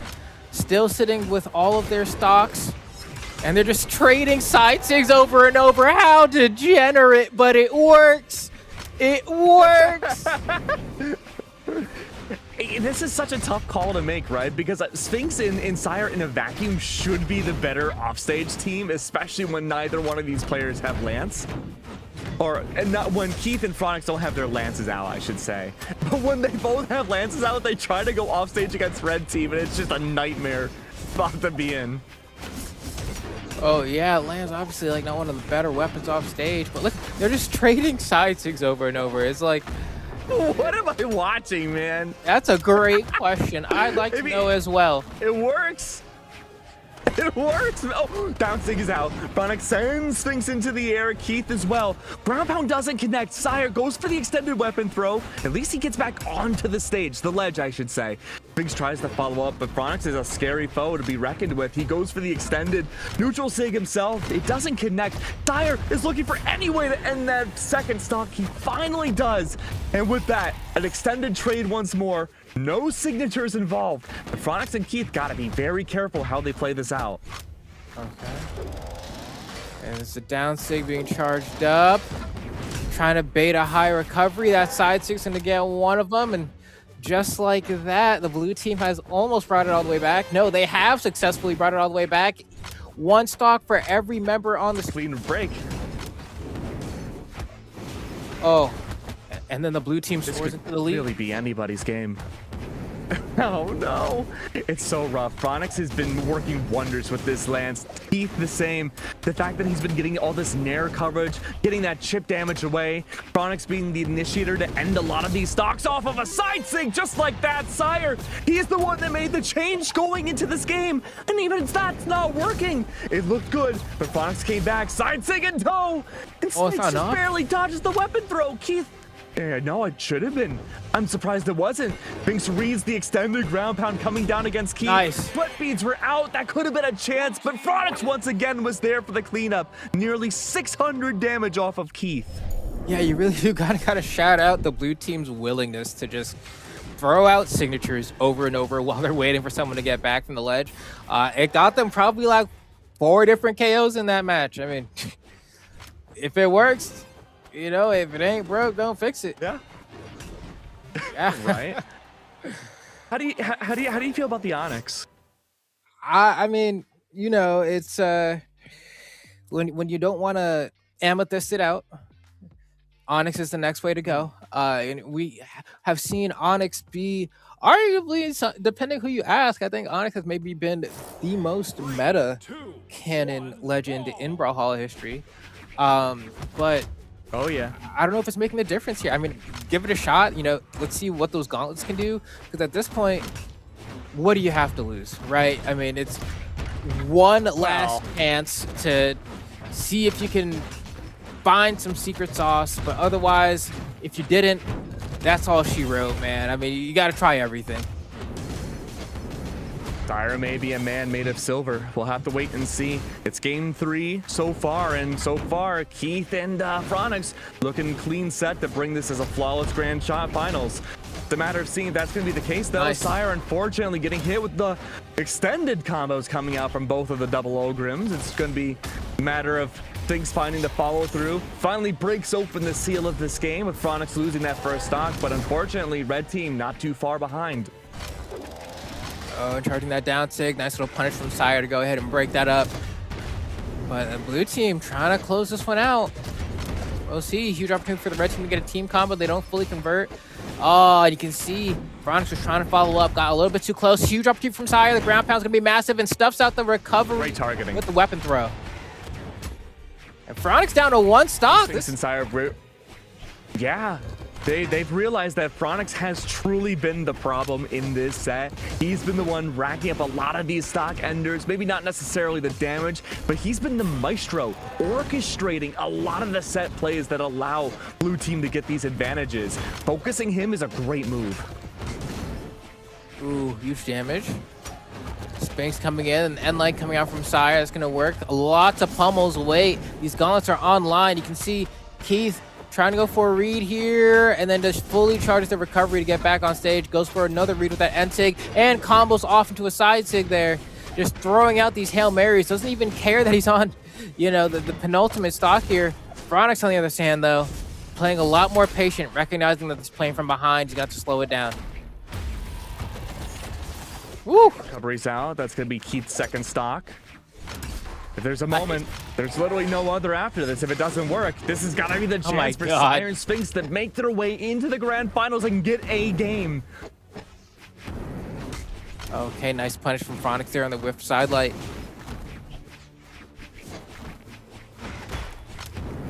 Oh no. Come on, Sire, you can do this. I like that GC end light there. Unfortunately, didn't connect. That's okay. Sire's really trying to fish for these 1v1s. Phronix is taking his sweet time. He's doing tippy taps all over the weapon spawn. And Sphinx isn't going for it. He's not budging. Oh, that's not going to be enough. The pummels going to really hurt. It's going to close game. It's not going to be a game 4, or it's going to be the tournament here if the blue team can lock it in. But got to be careful. Sphinx almost clutches the stock there. Misses that ground pound. That would have been huge. Another opportunity. With turnaround. Look at the damage. Look at blue team's damage. It is so low, but the nair doesn't connect. Sarah not once but twice. They don't connect. Double nairs are out from Phronix and Co.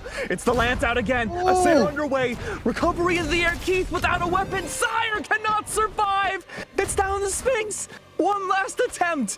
This is his chance to have a chance to bring things to a bracket reset and a competitive grand finals. And for Keith and Phronix, it is just one stock away from giving themselves a flawless grand finals win. 1v1s again. Sphinx was not in his spot for winter 1v1s, but we got ourselves a grand finals. It will not be flawless for the blue team. Yeah, definitely a little bit of a throw from Keith. kind of, I think he enlightened his partner, which allowed a free recovery to happen to force that 2v1 scenario. If it was just a little bit more pinpoint in that 2v1, they might have had an opportunity to go ahead and get the clean sweep. But we're going to have to go at least one more game, and that's exactly what we're loading into now. Wow. Yeah, the targeting on Phronix was such a smart move from Red Team. I really enjoyed watching that. I think Phronix and Keith really the only downfall of that game, and I really hate to say it, man. I think they just got too comfortable and too silly at the end stock. I agree, right? Like, there's kind of an air of we've already won that it feels like they were kind of playing with, and it makes their gameplay a little bit sloppier. And the Red Team, rightfully so, is taking advantage of that and trying to see how far they can push it. Oh, great side sig early on, Sire. Can he survive? Recovery's out. The answer so far is yes. Phronix, though, catches the landing, and, well, Keith also catches the not-so-landing off of Sphinx, too. But that's Sire gone. Sphinx is not in a great spot to be in, but there is a chance to maybe get the double KO here. Ooh, some friendly fire. But okay. All things considered, still a fairly close game. Phronix gonna eat a huge punch there in that side sig, gonna lose a stock for it, and there goes his partner as well going down. But honestly, going down at roughly the same time as your teammate is sometimes honestly preferred. Yeah, you're staying at even toe. You don't want to be in a spot where you're consistently facing 2v1s if you're off kilter on different kinds of damage. So yeah, I agree. I think that's a good spot to be in. Sire, unfortunately, we might start seeing this from the Red Team pretty soon. Speaking of which, oh, Ace and yeah, looking kind of rough here. I mean, Sire down to the final stock, trying to find a weapon, has been bullied relentlessly in this game. Still can't even get a weapon.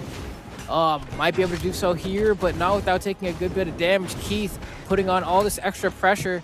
Sire hasn't been able to throw an attack successfully to have it land on someone in like 30 seconds. That's tough. Yeah, all the focus has been on Sphinx, and Sire is struggling to just find a way in to help his buddy out. Recovery's out. Coverage again for the double lance. This is truly a nightmare to be in for the Red Team. GC slide charge does not work out well. That's the end of Sire. He goes for a little tippy tap at the end. And Sphinx finds himself in the same spot as the last game, and the circumstances are even worse. Yeah, things feel a little bit more dire. I think we are probably just a few moments away from crowning the new, well, I won't say new necessarily, but the champions of the winter here, unless Sphinx is able to be clutch. But just look at the pressure being exercised from this blue team. I don't think we have much longer. Yep, Heavy's touched the crown, but Keith's got a strong neck. The calendar champion for 1v1s may be able to continue his reign by being doubles and singles champion. Sphinx, is there a chance that he can bring this back and make this compatible? The answer is no. Keith and Phronix once more bring it home. 1v1 and 2v2's champion. I gotta say, Phronix, he is a player that I really enjoy watching in twos. This guy is a monster. He was the backbone of this team, and Keith, he was there to be the puncher. He did such an amount of great damage, and I love their team combos. Yeah, no, I think they did such a great job of just kind of locking in and playing off of each other in a manner that ended up showing up in a big way. Double Ulgrim, definitely a really hard team comp to get by. He's so fast, he's so durable, and he hits so hard. But still, in relation to what I was saying when we first started the cast, right? This is your last hurrah, likely, with this team comp here, because who knows after the match whether or not Ulgrim is going to be able to be a viable competitor in the format. Now, Flambo, before we wrap things up with our block in Southeast Asia, let me get your quick prediction. What do you think the future meta will be with these changes? I think that the middle of the road legends are going to show up a lot more. It's time to bring back Bodvar. Okay. That's I classic, was just thinking about Bodvar. Bring back Thor. Thor has some stats. I think Orb is still going to be extremely, I think it's going to show up more in the 2v2 landscape. And then I don't know, Volkov maybe. Sounds crazy, but you get some high dex axe, and we might be in for a crazy time. Well, I cannot wait to see how those changes go, but we're not done with winters yet. We're still de-thawing, dang it. So with that being said, Southeast Asia 1v1s, 2v2s goes to Keith the Poo Poo. But what is going to happen in the other regions? Will it continue to be Upset City? I don't know. Let's find out. Middle East happening in just a few minutes. Don't go anywhere, and we'll be right back.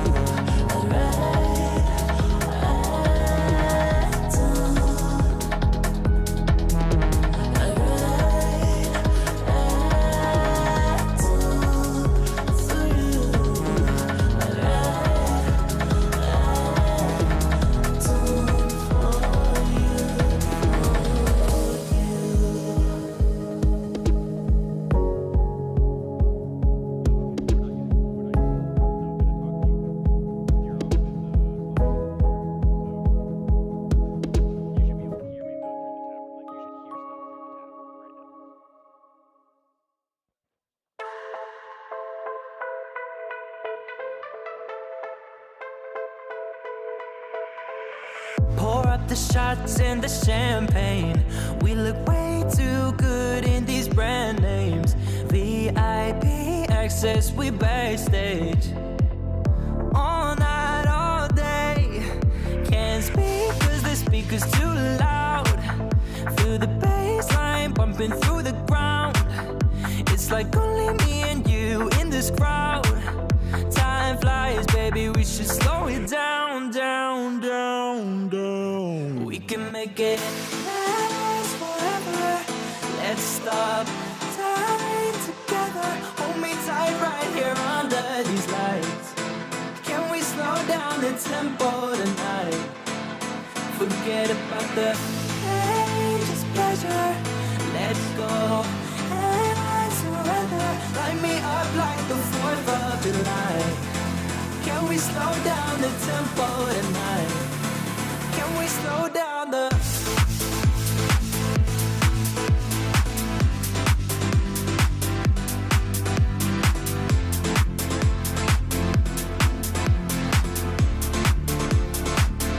Can we slow down the... Last forever. Time together. Under these lights. Tempo tonight. Can we slow down the... It's getting hot on the dance floor. I think I might ask the DJ for an encore. Our bodies, they know just what to say. All night, all day. I can't speak cause the speaker's too loud. Feel the bass line bumping through the ground. It's like only me and you in this crowd. Time flies, baby, we should slow it down. We can make it last forever. Let's stop time together. Hold me tight right here under these lights. Can we slow down the tempo tonight? Forget about the pain, just pleasure. Let's go and surrender. Light me up like the 4th of July. Can we slow down the tempo tonight?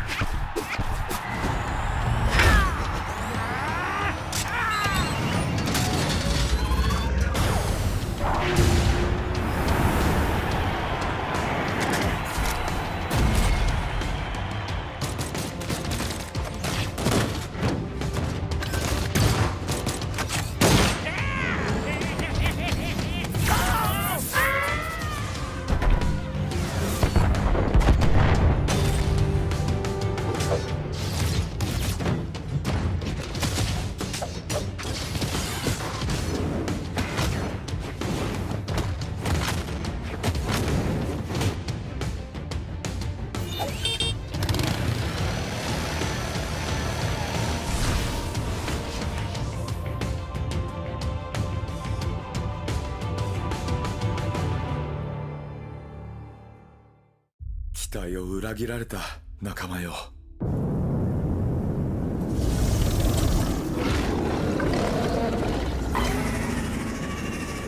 誓うよ、死ぬまでこの世界を守ってみせる。失われた魂を見つけてやる。魂を貸してくれ、カルダー。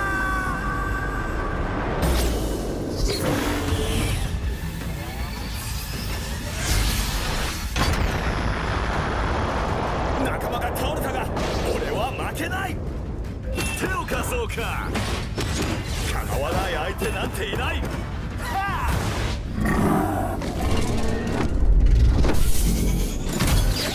仲間よ、力を貸してくれ。勢に無勢だが俺にはかなわないぞ。ラプターフォースの真の力を見せつけろ。お前の攻撃は強いが俺の意志にかなわない。まだまだ仲間のために戦う。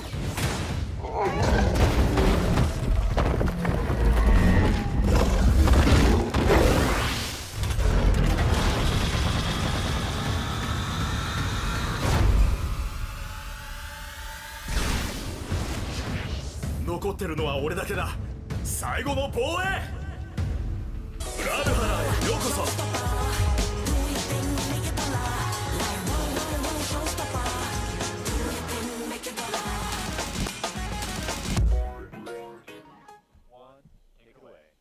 Welcome back, Brawlhalla enjoyers. You know what time it is, and it's time to get into some more of that doubles action. We're moving over to the Middle East side of things, and we got some names that you're probably going to expect to already know. We've got FXL or Fixel. He always changes his name, I swear to you.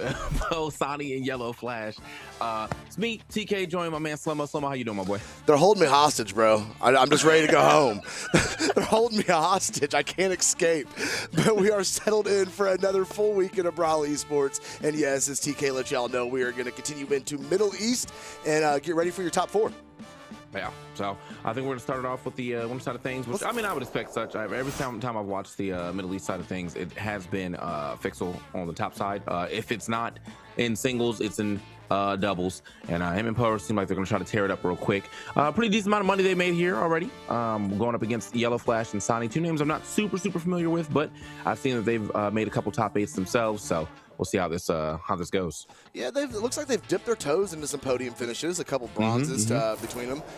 So definitely have the experience to be able to get it done here. We'll just have to see how they're feeling against FXL and Poe. But yeah, there's not really a whole lot you can say about Middle East when you have Poe and FXL in the bracket, whether it be 1s or 2s. That's usually just how it goes down. Oh yeah, for sure. So I want to see what we get. What we start. I'm not sure if this is who I remember Fixel playing, but I'm still happy to see it. You know, Teros is obviously going to be a huge boon to anybody's chances at getting a W here, but will definitely be like a great part for your team to make things happen. So I'm saying we're going force, so we're trying to get people out of here quickly too. Let's go. All right, well, here we go. Game number 1 of your winners finals. Poe and Fixel, Yellow Flash, and Asani going to battle it out here and see who's going to stay on winner's side. Oh, okay. Air Temple for our first stage here. See, he gets that first weapon. All right, it's going to go over to Teros, aka Fixel. Meanwhile, Sandy's going to grab his first weapon as well. Oh, big damage already done on Yellow. And Fixel had a huge opportunity there up in the sky, be able to try and thread in that second there and couldn't quite get it. Ooh, finish up there. We got Yellow Flash being sent all the way over to the right side. Poe going to dial in. They got caught in between the two red members there for half a second. D-Light's going to send Yellow Flash all the way up to the top of the blast zone, but no knockout yet. Ooh, there it is, though. Finds it, yeah, right after that. Caught in a little bit of a scramble, but ends up taking it with that Sayer. Almost got a little team combo started there for Fixel and Poe, but not going to happen this time around. Decent movement here from Yellow, trying to put a little pressure onto Fixel. Fixel finding his way out quickly with that dare, though. Ooh, it looked like Yellow had a good opportunity there when they got grounded, and Fixel was able to pull him into that hitbox there. Get a nice little team. Both of the red members caught into that damage. Yellow Flash going way down deep here, trying to find a route to get back up on stage. He catches the recovery on to Poe. No knockout, though. As we get settled back here, neutral, Yellow Flash sent him all the way down. Nice pickup with the recovery there. Great awareness to be able to opponent swap there. Ooh, okay. Actually, they should be able to take this. Yeah, okay, yeah, lined up that Sayer quite well. Yellow and Sonny keeping this one super close right there. So, Yellow a little hurt, but obviously on the boot seems like that kind of seems like to be his weapon of choice. He's been kind of farming right now on these boots. It's 3 back-to-back nairs from Fixel. Huge damage coming off the hammer. Poe working with the cannon, but a nice reversal from Yellow Flash. Can he make his way back up? He gets the recovery, back-to-back recovery against Fixel, and still pushing upward momentum onto Fixel. That was absolutely. Oh wait. Nasty okay, reversal. Fixel getting the drag now. He is going to be able to make it back though. And wow, okay, hold on. Almost get a reverse. Yellow going major for it on the right side. Not able to get that sig though, unfortunately, but I do like the idea. Ooh, Nice Sayer. It's going to go ahead and confirm the stock, sending him down. Poe's going to pick it up. That Sayer is not going to be enough. Fixel going to try and bait it out. There we go. The Nair's not going to have enough force to knock out off the top of this, but that Nair is going to get it done off of Poe's cannon as they're trying to juggle around Yellow Flash here and finish in this stock on him. But, oh, the signature from the Tesca, bringing him back up on stage. Oh, tried it again. Yeah, he's feeling himself right there. Oh, the ground pound. Oh my God, not that no, wrong person. Oh, no. Sonic gonna grab on his teammate. Unfortunate. And Fexel willing to go down there and try to make something happen, knowing he has a whole nother stock left. It is just one quick team combo to go ahead and finish this here game off. Oh, that's so unfortunate because Red Team was so competitive in this opening game. It was so close, and just that one interaction, that one mistake, gonna go ahead and take out their hopes of game number one. I say that though, as the team combo sets up here, Poe's gonna go ahead and finish it up there. No. Fixel could not get the hammer on him to finish up the stock, but big damage build up nonetheless. There's the disarm. See if he can go ahead and tap it in right here, and that should go ahead and secure game number one for us right there. And Fixel and Poe are going to go up 1-0. Yeah, easy one right there. Easy edge guard for Fixel after getting that first recovery. You know, just had to line it up one more time. Very stylish from that second part, though, with the weapon toss into the second recovery to make sure we finish that game. Yeah, I mean, outside of, I'd say that very, very last play, I mean, there was some good momentum there on the side of the red team, but fortunately, yeah, a little team kill situation is going to diminish that. Let's see what they can do here in the second game, though. Maybe we get a better game going on. Kind of look at the stats breakdown. Fixel wanted nothing to do with that Teros axe. Nothing. We had 2 damage coming off the axe. The other 527, yeah, it's going to be the hammer. So literally only using half of the Teros kit in game number one, and they're still going to be able to get the job done. You know, and that's good to see, man. So, because I know there's some one tricks out there that are probably like, I feel justified, being able to play just one weapon and make it all the way. We all need validated sometimes, TK. We all need that validation, brother. There we are into game 2 and keep it moving. Yeah, that first game, as I said, outside of I'd say that last play, Sonny and Yellow Flash are definitely making some plays. Yellow Flash's boots looking very good here. Oh, okay. Over to the Avatar, the Attack on Titan stage. Let's get it. All right, and here we go. In neutral is going to be pretty even for both teams here so far. But the nice setup between Fixel and Poe. Just a little back and forth. Not a whole lot of damage build up. Nope. Okay, that's gonna send Yellow Flash all the way out. Fixel now actually getting involved with this axe, though. He's like, let me try this time with the axe. Maybe he's doing like a battle pass or something. No, what if we only get 2 damage off the hammer for game number 2? Like he literally just goes the other side of the kit. But it's working out so far, though. He's got 2 quick KOs there. Go ahead and start off this this second game. This is gonna look good for the blue team. That was a good reversal. That was a good reversal from Yellow Flash, though. Fixel was dialed in on the axe, and he was able to get the reversal, get a little damage his direction, and break up that combo. Okay, trying to go sky high with that ground pound. Not gonna happen. Wait a minute, nice reversal yet again from Yellow, and it actually works out. Gets the stock here off of Fixel. A big scrap over here between Poe and Sonny, but Yellow once again coming over to clean that up as well. Quick recovery to go ahead and take that stock. Friendly fire there, unfortunately. Yellow Flash going to make his way back up on stage. Poe missing with the dare. Yellow Flash, though, wait a second. He's got a good opportunity here. Oh, no, he zigged when he should have zagged, and he whiffed the signature. There's definitely some confidence coming out from Yellow Flash, though. I very much like the way he's playing the game, or the way that he's willing to play up against Poe and Fixel. Any mistake against these 2 high force legends could be absolute doom, just like that right there. You saw it. Quick mistake there on the right side. Quick neutral air all the way from the ground. Still takes that stock.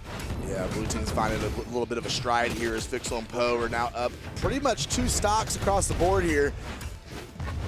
Oh, the D-Light's going to whiff. Yellow Flash trying to get back over in a good position. He's been nasty on those boots. Definitely something to watch out for. Ooh, the recovery's going to send him back up. Can he get back up on stage? He does. Okay. Okay, bottom side of that. I know, come on. Very luckily, yeah, he's lived just a little longer, only to get comboed a little more, though. Yeah, I mean, you see the stats, bro. Sonny's got to step it up, man. I don't know what else to say here. Sonny has got to step it up. Absolutely beat down in there in that game. 193 damage to the 590 he took. That is a not great return on the amount of damage you take. Oh, that's actually kind of funny. 49 damage off the hammer, 541 off the axe in game number 2. So he really did just kind of swap over. That's very interesting. I don't know. All right, well, let's see what he does in game number 3. Do we get to see the full kit now? Do we get to see he's the like, all right, full I've unlocked Teros both. power? He's like, I unlocked both my sides. Let me go ahead and fuse them together to become the ultimate Teros. Oh, that's funny. Back to Air Temple though for our 3rd game, and I mean potentially might be our last game here of this set, as Fixel and Poe are just kind of like nonstop tear here on to Sonny and Yellow. Yellow's gonna swap off of the tester though. I don't know about it. Like, the boots look really nice in my opinion. I mean, the stats look a little different. They weren't incredibly effective, but the breakouts that we saw from them were at least entertaining to watch. Now we're taking the boots out of the equation. We do have Spear now, and a very good signature kit from the Wushang. Oh, that friendly fire was very unfortunate, but able to make it back up. No harm, no foul. I was like, yeah, we got the friendly fire has been kind of major there on the red team though, but Yellow's gonna get sent out of there quickly. The downlight into the Nair from Poe. Taking that one. What a catch on the gravity cancel neutral sig. That was insane. Oh, okay, had to make the combo up a little bit. I like it. Yellow oh, the break dance is going to get at least release some pressure as he tries to dial in. He's got gauntlets in hand. See if he can go ahead and seek out a knockout. There is one against Fixel. He's going to go down. He eats his weapon, his teammate's weapon throw there. Still trying to get hands on Poe and confirm that knockout. Okay, Sonny had a chance to actually get that stock off of Fixel too, but he did not hold the full ground pound to actually get the hit. So Fixel is to see another day on this. I think he does lose a little bit after that, but they're starting to get a little team combo. This is nice. Okay, oh, Yellow Flash just going to go ahead and work that soft platform. Poe's going to go ahead and clean up the stage, though. Fixel, there we go, stomp, sidelight. Looking for another one. The area is going to whiff. Yellow Flash has Poe in his claws there, but his teammate is sent out, and now it is a 2v1 situation for Yellow Flash as he's waiting for his teammate to spawn back in, but he does, and he clears it up for Yellow Flash and lets everything go back to neutral. Yeah, well, man, okay, that's going to be a stock off of Yellow Flash as well, too. And Sonny has got to find his way back to the stage, managed to do it between two of his opponents. Still a decent amount of team fire right there coming out between, from the red team. Nice hit from Sonny, though. Wait, the Pogo? Pogos, wait a second. Are they cooking? Are they cooking? He got the gravity cancel down sig and actually connected. Poe's going to go ahead and save him, bring Fixel back up on stage. Can he find a weapon? He's looking for it, but no. The 2v1 situation, his red team is doing a great job capitalizing on this advantage state. Oh my, wait. The advantage state absolutely taken. He does try to save his teammate, but no. Fixel comes down there and takes it anyway. And Poe and Fixel gonna move on. Man, but what a crazy little scramble there at the very end of that last game. That was a very, very goofy ending to that set. Fixel and Poe gonna go ahead and lock it in there, but we're gonna take a look at it. I do want to see that replay. That was a very fun interaction there at the end of game number 3. Yeah, I felt like there was definitely some great team play from all sides. You know, you definitely saw Sonny try to go down there and save Yellow with a hit, but Fixel was right on top of it, said absolutely not, you're going to that blast zone. Oh, here we go. The weapon throw keeps him up with the ground pound, and the weapon throw finishes that up. Oh, okay, yeah. Man. And then it's just over after that. No, but what a goofy interaction. A Poe and Fixel 3-0 victory in winners finals. That has got to feel good as they have now secured their spot in Middle Eastern Grands today, as we're now going to dip below down to elimination side and see who is going to fight their way back up. Yeah, and I mean, I think with the way that this tournament is probably looking, I mean, it's going to be a hard-fought battle to try to get this W on the Poe and Fixel. If they were able to 3-0 their winners finals, you know, opponent, like, that definitely kind of spells a little imminent doom for the rest of the bracket. But you never know, man. It's always about what happens in that set. And as you said, we're going to keep it moving into our next set. It's going to be Cosme and Marker going up against Introvert Tahir and Nod. Probably Nod. Before we move on, I do want to point out, I was kind of taking a look. Fixel and Poe have not dropped a single game at all this tournament. Not one, not a single game. Nobody has been able to get it done, not even one time against them. So that is a very menacing force sitting in grand finals right now. Yeah, I think that's just one of those, like, you know, GG's, congratulations on second place situations. But, you know, I don't want to count too early. As commentator, I was going to say it's possible, and it is possible. Just a little improbable right now with the stats y'all just heard there. So I think I'm going to take a quick jump out just because my DoorDash is here. Okay, you're good. We have a Marker and a Kazumi going up against Introvert and Nad. Marker, that is a name that you may know from EU. They are playing over here today with their teammate Kazumi. So seeing how they're being able to do in the Middle Eastern bracket is they are trying to fight their way into elimination finals. We're going to go ahead and get right into map selection. And we're going to see how these two teams are fare against each other here. Take a look how Kazumi made their way to elimination side and who got them down here. And that would have been Fixel and Poe over in winner side a little bit ago. All right. All right, there we go. TK is going to settle back down in his chair. He's got his DoorDash ready to go. Yeah. Full belly makes good commentating. My platonic life partner is here, so we had to get breakfast. I'm mad at you. I'm mad at you. All right, here we go. Into our first game, Cosme Marker, introvert here, nod. Yep. And I'm seeing some great sword here.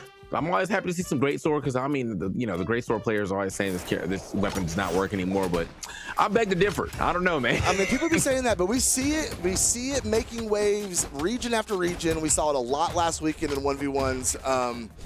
So it's definitely still viable. It's definitely still getting the job done. We're going to see how Nad is able to work that mech. Oh, wait a second. Okay. All right. Immediately picking up the combo and big damage coming off of this greatsword. Yeah. That is definitely what you want to see from the greatsword too. Getting that read, and then being able to turn that into a 5-piece instead of a 2-piece there. But right now, he's kind of just floating around, trying to look for his entry. Oh, good recovery right there from Nod. Not gonna get that stock off of a Marker, but Tahir's gonna clean it up on the other side, right on the ground. As soon as Marker lands, ends up finding Tahir's Sig. Loses that stock first. And here and Nod, I mean, they're definitely hurt, but I feel like they're playing quite evasive right now. Nice, okay. I mean, it is game one. You know, sometimes you just want to feel things out and try and get that matchup against your opponent, see what you're dealing with here. Major catch right there from Marker, though, knowing that Nod was going to get a little aggressive off that stage. Just went right where he was about to land. Nobody was there to punish it, unfortunately, for red team. Kazumi, just the raw side sig. I mean, ground pound over on the left side of the stage. Ooh, there's okay. Wait a second. Second time is the charm, they say. That's a saying, right, TK? Second time the charm? It's something like that. Yeah, you know? Close enough, close enough. Ooh, the back-to-back knockouts. So just go ahead and trade them up team for team. There's Marker trying to let the ground pound rip there. But Nad fighting back with the greatsword, trying to find something in the air. Come back down, landed. Oh, right into a down sig off of the Wusheng. Caught everybody as well, too. So, I mean, even with a little bit of team damage, you still got more bang for your buck by hitting both of the opponents. Still looking for these sideline recoveries. No one's really been able to hit them just yet. So the evasion on that has been nice. The side air. Oh! Far on nice team combo. Absolutely. Weapon throw out. He's going to swap back over to the hammer and try and fish out these nairs here. Ooh, the ground pound right on the top of Marker. Marker's unarmed. Finally has a spear. He's going to go up against this axe over on the left side. Everything is back over to the right. What is going on there? So many people getting hit. No one finding that blast zone. Finally, we find someone to hit that blast zone. Introvert here is going to make his way past. Nice neutral there to get away from Marker as well. Thought he was going to try to maybe get it down in there, but I think he saw Marker hovering. So went for the better option. They're absolutely scrapping here in the end of game number one. That is going to send Marker down onto his final stock. Kazumi trying to fight the 2v1 here. Does he? Oh, go ahead and rip the side air. Going to go ahead and confirm the stock, and now we're going to set the team combo. Beautiful! With Kazumi getting the last hit on that. Go ahead and put them up 1-0. Very clean way to go ahead and end that game. Yeah, there's a lot of scrambles, but it seemed like the blue team was always able to come out on top of those scrambles for sure. Yeah. Nat, I think, did a pretty decent job with the greatsword, but yeah, I mean, I think their team would just kind of start to fall behind right near the end. I mean, he came out swinging. That first 15 seconds, that greatsword in his hand, I really thought we were going to see something nasty from him in that game. But like you said, not quite enough to be able to get it done in game number one. But this is a best of 5. They got plenty of time to try and make it happen. How do you go up against Kazumi and Marker with the double bearded brawls avatars though? You just can't win that. That's too much aura. Oh yeah, they weren't ready for that. Yeah, you can't beat that.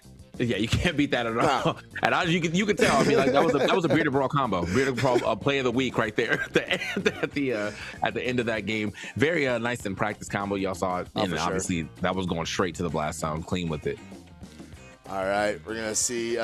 Waiting on red team here to lock in their legends. Maybe a little bit of conversation needs to take place about maybe if that's what we need to lock in for game number 2. Maybe Nad's gonna swap off a greatsword. Or swap to a different we don't know. We don't know what's happening. We just have to wait and see, TK.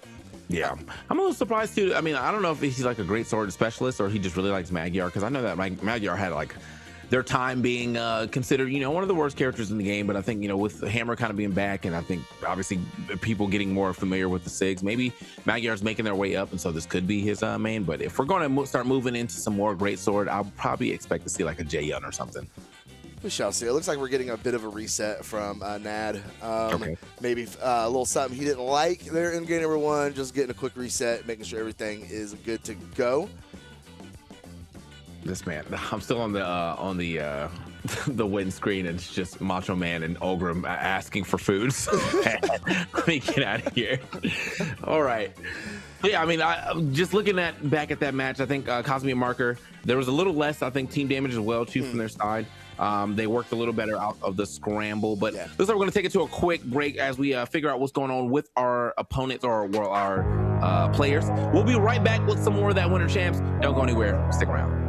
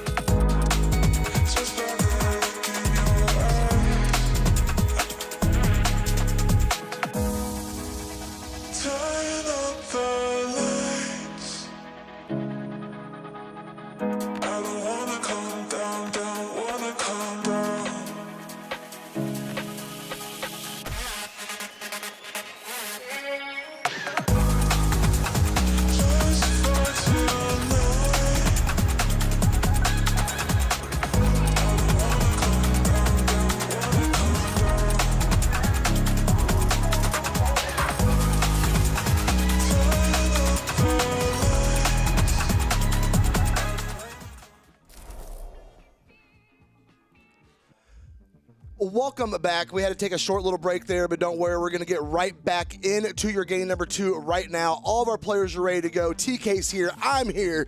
Everybody's locked in, and we're going to get right back into it for you guys. Yeah, so yeah, had to, you know, make sure everything is good on his side. It looks like everything is good. And now we will get right into it.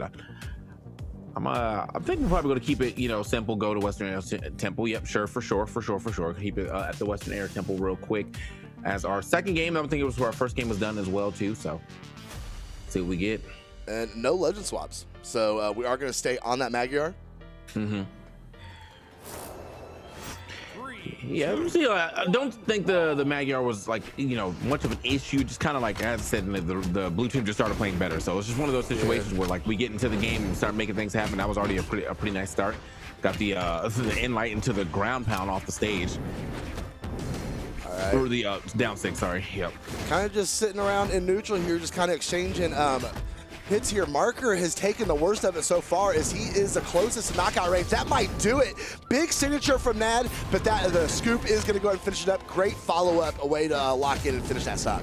Man, I got to talk about the Nad Hammer now, man. Like, you know, I was talking about that great sword, but the Nad Hammer went a little crazy. Great sword. Now he's trying to get a little work here on the great sword as well. Ooh, big recovery. Great sword. Going to go ahead and relieve all that pressure over on the right side. Let everybody get back to center stage. Ooh, nice catch on the landing for Marker, against Marker rather. Big recovery off the spear though is going to go ahead and ascend Tahir all the way up off the top. Oh, Okay, a little team combo there on to a Nad, but obviously high defense here on Magyar.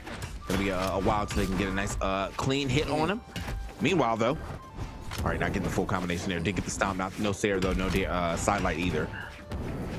Gonna go ahead and sit down grounded. Big force against Kazumi there. The scoop is not gonna be enough. It was just a little too low down on the side of the map. But Tahir gonna try and lock in, but he is gonna get reversed with an exhausted recovery from Kazumi, but Kazumi sent all the way up to the top, and that is gonna go ahead and send him onto his second stock. But Marker is on his final, with Nad still sitting on his first stock on that Magyar. Dude, Nad is going absolutely insane in this game right now. He's dominating right. Okay, finally loses that stock to that Sair, but bro going absolutely foolish on this game. Gets shut down, but I mean, this is a very late shutdown. He's already got a decent amount of damage here on Cosme, and Marker's on his last stock. Marker's got to play it super safe. Yeah, Marker has had a rough time this game number 2 for sure. Okay, Kazumi gonna be taken off by Tahir. The recovery is gonna go ahead and connect as well. Kazumi's in a bad spot here, real close to being knocked out onto his final stock, as Marker holding on a little better. Oh, wait a second, I take it all back, I take it all back! Bro, it's going absolutely Nad, man, you gotta put him in the Hall of Fame right now. Jeez. Oh. I was trying to give Marker some props about how he was holding on to that stock really well, and then Nad just absolutely melted it. Here we go. They said Kazumi gonna try and find a way to get back up on stage. He stays out of the way of the ground pound. Big, huge recovery. Wait a second, he's got a little bit of room here, but now it's still 3 stocks to 1 as he tries to get something done with this Rocket Lance. Recovery is gonna be not get punished, but the unarmed dares are coming out. The ground pound is gonna go ahead and seal his fate for game number 2, and we're all tied up, TK. Yeah, that's exactly what I expect to see on this screen right here. 678 damage coming out from Nad, going absolutely foolish, man. I mean, both of his weapons were looking super effective as well, too. So this is like, you know, a great coming to form here from Nad. I think that hammer coming into play, because we didn't really talk too much about it in that first game, but that hammer made major plays here in the second one. Oh yeah, I mean, he definitely used the entire kit. 376 damage off the hammer, 281 off the greatsword. We saw that nasty conversion there at the top of the stage. Great job from Tahir there. Nad there on the Magyar. Yeah, so we'll see what we get next. It seems like we have all of the like more of the standard stages left open. We're gonna go right back to the Western Air Temple though, as and see if because Cosme and Marker can make something happen here against Nad right now. I think he's kind of the problem child. Not to take anything thing away from Tahir. Tahir definitely had some great damage as well too, and probably played a great support. But Nad went absolutely foolish in that first game.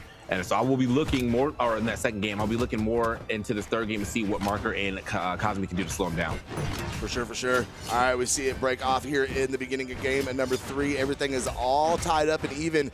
So we are looking for that advantage state going into the next one. Kazumi working that axe, trying to make something happen. But Nad right there with the reversal and getting a lot of space to be able to dial in on Marker. Oh. Okay. Some decent damage over here. Like, oh, you saw him trying to get a little team combo there. Tahir was super ready for it, but nobody actually home for it. Oh, went high on the Sair. Nobody was home. Oh, somehow has Signature went ahead and connected. Marker being sent out again. He has been disarmed as well, trying to get over to that weapon drop. Nad trying to hold it down with the neutral light. Marker still not being able to make anything happen. There we go. Okay, finally a spear. Catches both of them in the side light, but immediately broken up after that. Oh. All right, dancing around real quick. Everyone jockeying for position, trying not to be the first person to lose that stock. It's not going to be Nad, though, but it will be Marker. That high defense saving Nad once again. Almost getting that stock off into here because Cosme is going to be able to make it back. Nobody over there to actually kind of threaten a chance to get that stock off of him. He's kind of zooming around. There it is, though. Tahir's going to find that hit. Nad, I think trying to find a like a runoff dare. Wasn't able to do it the first time. Does put himself in a bad position for that second one, though. Okay, back in neutral. Okay, oh, the scoop's gonna go ahead and send Marker up. Oh, okay. A little change of target here. What Marker a got pick it. up there from Marker. Oh my gosh.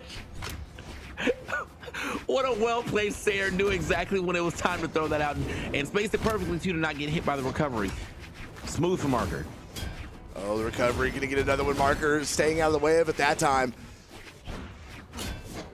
Being so cautious. This is close though. This really is going to come down to the end here. We are super even pace so far, and I'd say this is about dead even halfway through. Okay. Marker's here, right here, fighting on the right side. Oh, nice conversion. Ooh, Marker not enough though.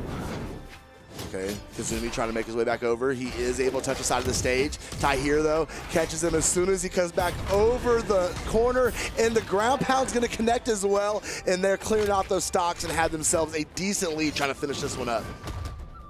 Okay. Yeah, right. I mean, Tahir's a little closer to losing that stock, but yeah, they got the weapon start going. They do indeed kind of let both those weapons still sitting in the middle of the stage, let them both get picked up pretty quickly, but I think they've racked up a pretty decent amount of damage to at least be able to try to run through with this really nice ground pound. Huge ground pound. Oh man, can he finish this off? He does. Yeah, quick pogo. Yeah, that ground pound set up everything to make that edge guard very possible for Marker. So getting right back into the game. A little bit of damage here on Cosme and Marker. Yeah, Marker does a great job. He literally put his team right back in this game here. Give them another shot. Okay, he's backing up, looking again. He's just playing the punish game at this point. Ooh, nice, looking for another one. My eyes are definitely on Marker here as he is trying to make this happen for his team. The Kazumi is sent out and he is right to follow. And red team going up 1 as we settle into game number 4. That was Bro was just slamming some side sigs, and they were hitting though. They were hitting. Sometimes it just works like that. These players not wasting any time though. As we're looking at the replays, they are already striking. We are going right back to Western Air Temple. Oh, I think we got a. Yes. Well, no, I thought we had to swap a character. I think it might just be a swap of skins right here. But Mark, no, it is a swap of character. Onyx coming in earlier. Yeah. So the Onyx is now coming out. Swapping up the full kit. Well, half the kit right there. You got the cannon out and losing the spear, but he does get a lot of defense. And I think Onyx also has some very good sigs. Yes. So this could be what they're trying to get going here. Some Onyx sig passes, but we'll have to see. Marker went in a very vulnerable position there early, but nobody went down to punish it. Gonna set up here, red team trying to get some sort of combo going as they're trying to sandwich blue team here in center stage. Marker going up top, the ground pound is gonna get stopped by that soft platform. Oh. Okay. So right there, Cosme trying to put some work here in onto Nad. Nad trying to get a reversal to Sayer. Oh wait, okay, went a little too hard for it. After that, the gravity cancel got him immediately punished. But I do like the fact that he was trying to get a little aggressive off that stage. Is gonna lose that stock first, which is the first time that's happened since the first game. Yeah, It'll be a quick turnaround here for Marker and Cosme. Nice cleanup from Kazumi there. Okay, the Nair's gonna send Tahir all the way up. Down light is going to connect as well. Marker, though, going to hit it with the down air. Way up to the top 45 for Tahir, but he's able to survive to go again. Back up on the axe. The gravity cancel side sig is going to be punished. A nice follow-up from Marker. I think that might have saved Kazumi there, but no, we'll call that the great sword double pogo there. Going to go ahead and send both of them down to the blast zone. Yeah, I mean, I still like that fact that Marker was able to try to get that save potentially on to Cosme, but yeah, I mean, that was going to be thwarted immediately by Nad. Nad, again, still looking good on the great sword, or just his character in general, man. Both sides of this character have been super effective here in this set. Okay, Nad just kind of holding his own down there on the ground. Tahir playing the high route, coming all the way over, putting the rocket lance on Marker. Big punish though. Great conversion for Marker and Kazumi here. If they can get it on Tahir, that is going to go ahead and confirm the stock. Great job. And they got it off of Nad as well. And that gives them the lead very comfortably looking at Kazumi as well. He's very healthy on that second stock. Yeah. Okay. Good damage on to here though. Bro was just trying to make some space, trying to find his way away from Cosme. Managed to finally do it, but Cosme, I mean, he is stuck on to here. I think he knows, like, you know, I'm having a great little matchup against him. Not gonna break that up though. I mean, if you have the advantage, you might as well go ahead and push the issue as much as you can. Okay, blue team. Oh, that Sayer's gonna send him way out, and the scoop's gonna send him up as well. That is gonna confirm off a Marker, and that is gonna confirm on Kazumi. And we are all tied up on the stocks. Tahir, though, needs to be an absolute tank right now and stay in this for his team. Yeah. It's the Kazumi Tahir matchup has not been going in his favor, though. Meanwhile, here on the right side, Nad and Marker just flying all the way that they're playing. Okay. Oh Okay. Hanging back a little bit, trying to catch his recoveries. Marker's going to catch him with a nair. Okay, the Pogo is going to go ahead and miss. Marker weapon throw out, swapping over to the cannon. I don't know about it. I would have kept gauntlets, but I'm not Marker. Oh man, okay. Okay. Yeah, called that out so hard right there. He knew exactly where he was going with that air dodge and immediately punished it. It is now up to Nad. Ends up eating that first sig. And I think we're getting a game number. Just barely touched the wall. I think we're getting a game number 5. TK. It's feeling like it. It's feeling, yeah, it definitely is right there. The game 5 coming out. Cosme and Marker will not be denied here on this game 4. Yeah, I mean, surprisingly, it's Magyar or Nad not being able to like really hold his own this time. 368 damage to the 460 he was taking.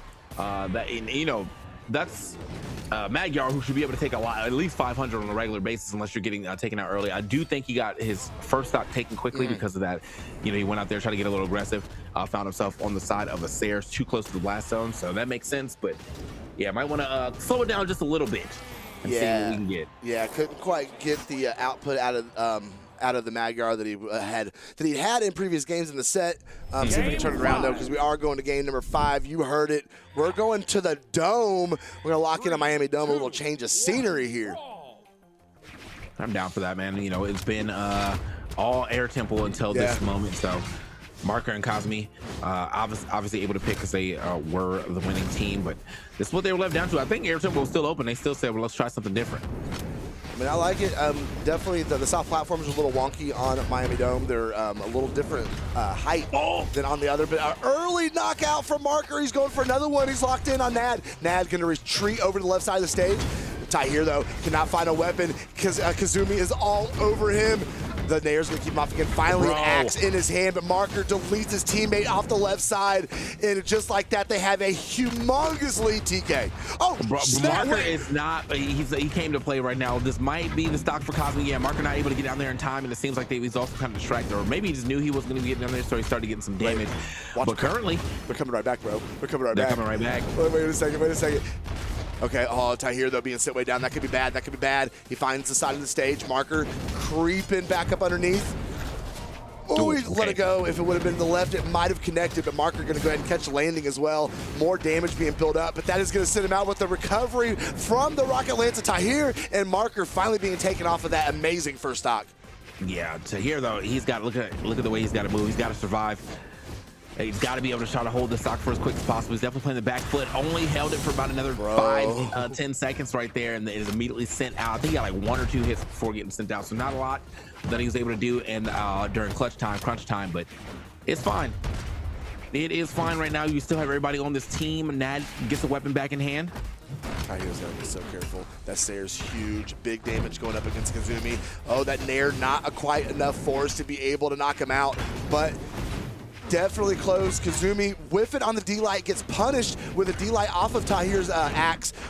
Marker locked in. Oh, Kazumi gonna go ahead and confirm on the left side. No. Wait a second. There it is. Oh, the double ground The double ground pound was too clean. Oh, didn't get the downlight that it needed off of the Rocket Lance, but it doesn't seem to matter. They still got some good damage here on to Nad, who has to take 4 whole stocks by himself. It's a tall task. Very, very, very tall. Well, that helps a little bit. A little friendly fire from Kazumi. Going to go ahead and knock out his teammate. But that is still 3 more stocks on the board. And Nad fighting back with everything that he had. The gravity cancel sidelight is going to go ahead and whiff. Marker's going to finish it up with a Sair. And that is going to send Tahir and Nad out of today's tournament. Kazumi and Marker, 3-2 victory and moving forward.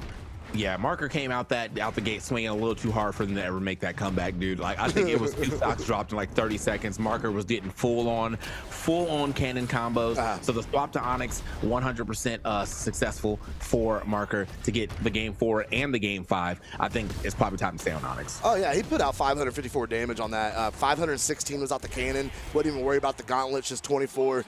Wasn't really a factor at all. He came out. He was ready to end that set. He was. They were winning one way or another. Yeah, I like that too. Like, you know, you swapped over to the weapon that you didn't have earlier, and then it goes absolutely. Like he said, I want to play cannon, and he played cannon for sure. For sure. Good stuff though. Yeah, Cosme, Marker going to keep it moving here into our now elimination finals. Will they be playing up against other team we just saw a little earlier before that? But again, everybody has to go up against after they play that against FXL and Poe, who have not lost any games. So we're going to have to see how the rest of this plays out. But that's going to be after we take a little small break. Don't go anywhere. We got more Winter Champs doubles coming for you right after this.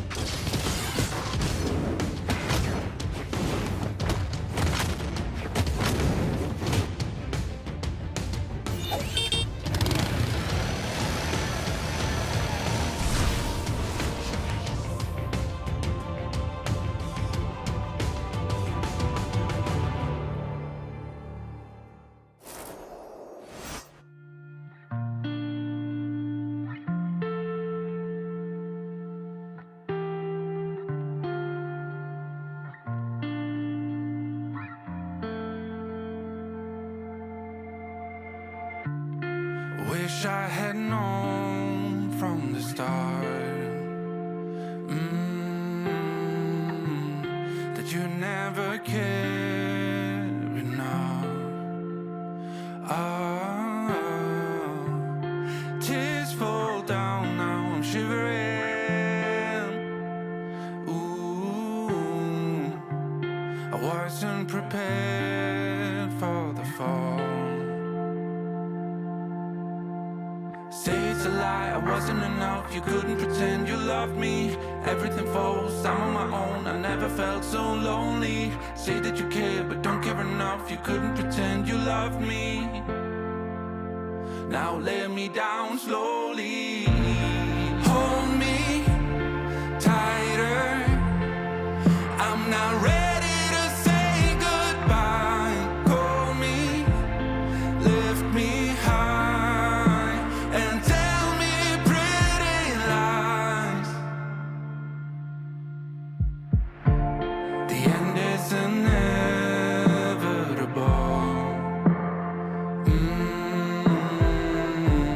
I couldn't have guessed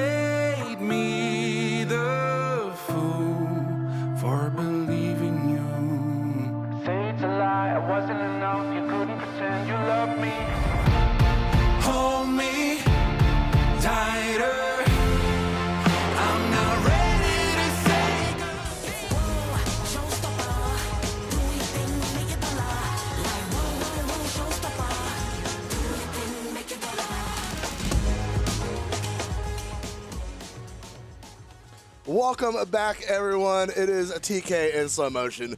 We are back for your top 3 action for Middle East Winter Championship 2v2s.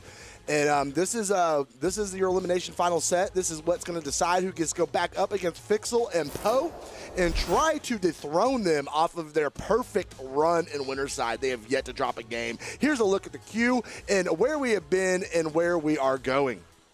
Yeah, I can't lie to you. I think I kind of like, if I had to be a betting man, I kind of want to see that Marker Cosme make the run, because that was there's some teamwork right there between them that I would like to see what they could do against Fixel and Poe. Now, regardless of what happens here, though, you guys have a hard fought battle between you or in front of you after you get to grand finals. So we'll see what they can do here against each other and see who gets a chance to even make it to that grand finals spot.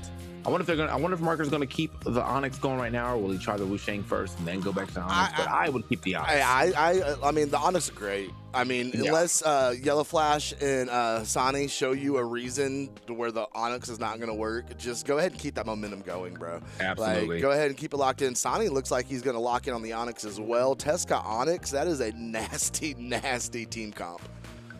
You throw the emote out, he say, hey, what do you think, man? What do you think? So yeah, we're gonna be the 8 Force Tesca, and then we're gonna get a little more speed here on the Onyx, for both sides, and then we got a little more force here on the side of Cosme as well. I'm looking at all these low Dex legends, and I'm just really interested in what Springs is gonna look like, bro. You guys are all out here with just 3. Okay, bro. Yeah, enjoy it while it lasts. Right. All right? Go ahead and enjoy that, because I'm telling you, that 3 decks may be a thing of Brawlhalla past here real soon. But nonetheless, we're going to go ahead and get in for game number 1. You see right there, elimination semifinal. Here we go. No, this is elimination finals. Yeah, elimination finals right here on Small Fortress Alliance. Let's see what we get as our match day. It's going to be a lot of Onyx here, obviously on this screen, but that Marker Onyx has got a little bit of momentum, and I see that momentum can play up against Yellow, who I think also has momentum too when he's on the boots. The boots have been going crazy. Yeah, we talked about his boots during Winter's Finals. They look absolutely fantastic. He ended up swapping off of them, if I remember correctly, but he's definitely starting out this set with them. Going to try and lock in on that Tesca. Great job from Red Team right there, and was able to follow up and confirm the stock. Red Team's looking really good here at the start of game number 1, TK. Yeah. And so, okay, I like the idea right there from Marker. He definitely tried to send it all the way home, but is going to get hit by that Sarah before I think his came out. Nice little team combo. Wait, both of them. Okay, Cosme does get a chance to live, but yeah, they end up getting caught full on in that team combo. Now, Marker not having the greatest game right now, about to be down on his last stock. That's super early. We're in the first minute of game number 1, and we are seeing a Red Team absolutely go ham here. A lot coming out these boots. I really want to see the stat breakdown on Yellow Flash here as he swaps over the gauntlets. That Tesca kit is just absolutely insane. He's connected like 4 or 5 signatures already, but ran out options there. But you know what? This is his first stock, TK. Don't even matter. Yeah, I feel like he air dodged down and just like, all right, well, I'm gone now. Either way, yeah, he's got a lot of resources left on his side. I mean, the Red Team just in general. Yeah. And right now, wait, Sani's starting to take a little bit of damage here, but it is the fact that Marker is on his last stock. Cosme is very hurt on the second stock. And that stock is gone, so now it's a 2v1 with 4 stocks left there on the Red Team. This is not looking great here for Cosme. No, Marker got absolutely obliterated in game number 1. It was absolutely taken out of effect completely. We'll have to wait and see it in the game so we can actually see what he was able to produce, but I really feel like Red Team just absolutely shut him down. As we see this edge guard go to place here is Kazumi trying to find a way back up, just fighting back with the unarmed dares. Caught 2 of them though. Yellow Flash being saved by his teammate. Now we're going to put the pressure down against Kazumi. That nair should be the end of it though, but he went down and got hit. TK, it was over. There we go. Okay, yeah, it was an extended edge guard, but I mean, legitimately, there was no chance he was coming back. Like the whole time he was playing on the right side. Look at the damage my boy Tesca done. 681 on the screen. Wow. How much was boots? 442, and he threw 12 signatures out, hit 6 of them. 50%, hit 6 Tesca 6 in that game. Man, it's just a nasty legend. I talk about it almost every time I see him in tournament, how good that edge guard is when it comes to the SIG kit. You can just absolutely lock down at the edge, put up a brick wall, and we see them finish up game number 1 right there as we go ahead and reset everything back up and see if a Marker might be able to do something better here with 271 damage in game number 1 for Marker. Yeah, I mean, he was losing those stocks like in record time. So he said, I think it's down to his last stock in 1 minute. Like that is not a great stat line for you in some doubles. I mean, in any version of this game, but like just currently you don't want to let your partner down like that. All right, Marker gonna try and send it off to the right side, try to catch the landing on Yellow Flash, but red team getting the reversal, scooping it up, and getting a slight little team combo there, catching both blue members in some damage. Ooh. Okay. Nice save, okay. Back an arm.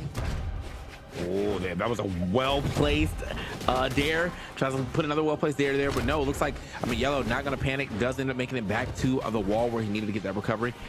Very smooth. Marker was trying to sit underneath and try and set up a team combo there, but nothing opened up. That recovery is not going to be enough for us. Try to follow it up with a second one. It would have been, but he was not able to connect. Yellow Flash looking for a weapon, but it's okay. He's just going to fight back an arm until he gets taken out with the nair from Marker. Could be big pressure against Sani right now, but he's able to get back up. Oh, weapon throw up, sweat beats out, and that is going to be his first stock as well. And somehow, some way, Marker is the healthiest on the map right now, TK. Hey, good for Marker. You know, he kind of needs something like that. It has been not the greatest first game, but it seems like he's bounced back as well as one could possibly do. See if he can go ahead and keep this, and maybe he can get another stock here before even losing his. He's moving, okay. Oh. Still out the way. Okay, doesn't get hit by the recovery. Oh, a breakup right there from Sani. That might have been enough to go ahead and push past that blast zone. He has so much damage, finally finds the recovery. And Marker loses that first stock, but not after putting out a bunch of work on it. Yeah, like a minute 45 on that first stock and damage to boot. Here we go. Wait, Sani broke it up. That was a great job hitting the coming over with the cannon, breaking that up for Marker as he was dialed in on his teammate. But Yellow Flash, wait a second. We're going to go ahead and let it fly on the left side. Hit the gravity cancel side sig. It's still pushing. Oh my goodness, that was like 8 consecutive connections from Yellow Flash with no reply from Marker. Oh, okay, almost got that stock there off the top though. Not enough with just the recovery. Yellow's living. I mean, this is a straight up down the middle game right now. Everybody in the red. Who's losing that stock? It's going to be Yellow first. Actually losing that stock, so this is very good. I mean, very great bounce back, as I said, for the blue team, but mostly for Marker. Yeah. I mean, Marker really was the difference. I think that for game number 1 would have been a lot closer if he would have been able to hold on to his stocks, and we see what happens when he is able to, as now they are definitely putting up competition here in this game number 2. Marker desperately trying to get back up on stage. Looks like Kazumi got enough space for him, but Yellow Flash right there back in his face. The weapon throw out, he's left unarmed as Kazumi picks him up and puts some good damage against Yellow Flash, and he's not done yet. Uh-oh, with the boots are active, you know, the boots are back, and we've been talking about how good these boots have been looking, so hopefully he's able to make something happen. Cosme kind of handling business here on the left side, though, against both Sani and Yellow. Okay. Got hit with the weapon throw. We'll send it back. Sani trying to make his way all the way back. Yellow Flash getting some good damage off at the Tesca. There it is. He just slides, just sneaks him in, bro. But he does get punished and taken out of game number 2 here as a Marker and Kazumi have a good opportunity. Let's not mix up with the friendly fire there, boys. 1v1. Okay, I was gonna say that was good though. I know for a fact they probably thought, oh, he's immediately gonna try to grab this weapon. So hitting the gravity cancel down heavy, very smart play right there, but also great punish from Cosme. No, man was stuck and lagged for a bit. Yeah, a little bit. Let's take a look here. Looks like as we take a look at these replays, these players are all ready to go back in. It looks like we are going to get a bit of a legend swap from Marker. He's not feeling the Onyx. We are going to swap over to the Zul, 9-attack Zul. This could be crazy. Yeah, decides to keep a little bit, put a little bit into the defense there. So he's going to take out of that Dex one more time, but. That's still, you know, a lot of force. Yes, normally a lot, I like to troll on some 10 force, but like 9 force is still a lot of force. But this is what an entertaining set so far. These two teams are absolutely scrapping as we start off game number 3 here, 15 seconds in, and you see the damage already start to build up on Yellow Flash a little bit, and his teammate as well. Sami also having some good damage put up against him. Ooh. Ooh, okay. Another ground pound off the cannon, and he's gonna follow up. Can he get both of them? He does. Marker with a double knockout, putting his team in a fantastic spot in game number 3. Yes, sir. This is definitely what you wanted to see from your boy. Bro! Wait. He's going absolutely full. Can we talk about Tesca? Can we do something about this legend? Are you kidding me? What a snipe off the left side from Yellow Flash, being able to take that stock right back from Marker as they're trying to settle in on Kazumi and get this one off of him as well, as he is in knockout range. Marker letting the ground pound go. Recovery from Yellow Flash. He gets knocked out by the rocket lance from Kazumi with the ground pound. Dude, Kazumi now being the star player on their first stock, still not even fully threatened. I mean, we are in red, but we're at the very beginning of a very, very opportune spot to get that that hit, though. And so Kazumi, if he was a little lower, probably would have been able to survive that. But unfortunately, as you call it, you know, as we call it, that's just commentator's curse. I saw you doing well, now you stop doing well, bro. I mean, it was his first stock. He's still in the best position on the map, as we see Yellow Flash being real close to knockout range on his final stock. There it is, Marker with another ground pound off that cannon. Somebody needs to stop him. These marker swaps have been like so pivotal. Like, he just knows what he wants to do. Oh, like, God. he sees the like the Matrix. He's like, this character will do everything I need to happen in this game, and that is exactly what's going on. All right, now he's just kind of running, trying to stay out of harm's way here, but he's got one stock to 4. A lot of work to do and not a whole lot of time to get it done in. Yeah. Oh, Okay. There's the first That's a one. start. That's a start. Up and throw up. Okay, trying to get that ground pound in there. Yeah, the nice weapon toss there from Kazumi, though. Make sure that ground pound does not connect. Sani trying to say not getting sandwiched. Obviously, in this 2v1 situations, the one thing you don't want to do is get sandwiched. Reaching up with the nares.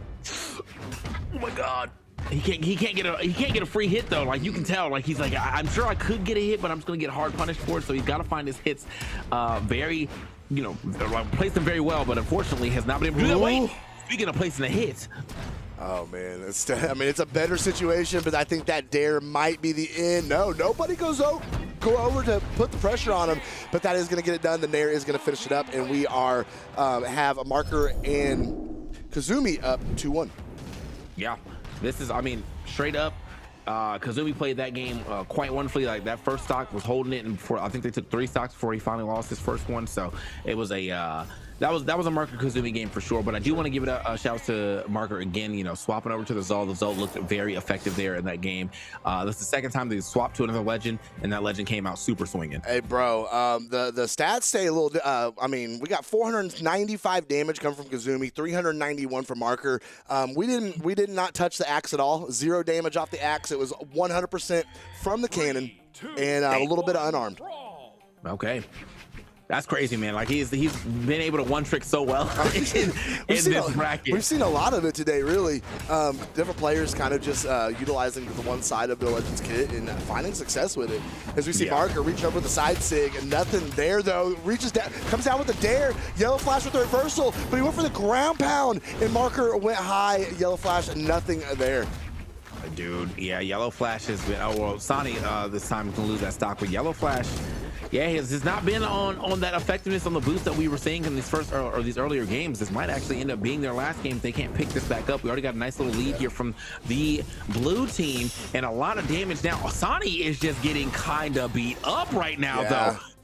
I don't know if he can make this back. Wait. He surely can. No. Oh my gosh, he's already down to his last stock. No, he tried to get this. Oh, no, that's literally first minute. We're seeing him kind of mirror what Marker has done here in the past, as Sani now being on his final stock. We're just now 1 minute into game number 4 here, as blue team has a fantastic position here, as they're both still healthy. Well, not healthy, but on their first stocks. Yeah. Okay. Marker falls. Try to get a little extra. That would have been nice to find that there, but. Okay, Yellow Flash able to come back up on stage. I thought it was going to be a little more chaos after that Rocket Lance ground pound. Oh, what a save before it hits the ground. Stops the sig, doesn't get the damage, and yeah, still, it also gets a little 2-piece right there as well. Okay. Yellow Flash gravity gets a V-Light, doesn't catch, but he gets a neutral light as he comes back down the stage. Kazumi has that Rocket Lance right back in hand. Oh, but immediately taken off of his first stock. Sani, though, doing a great job on this final stock.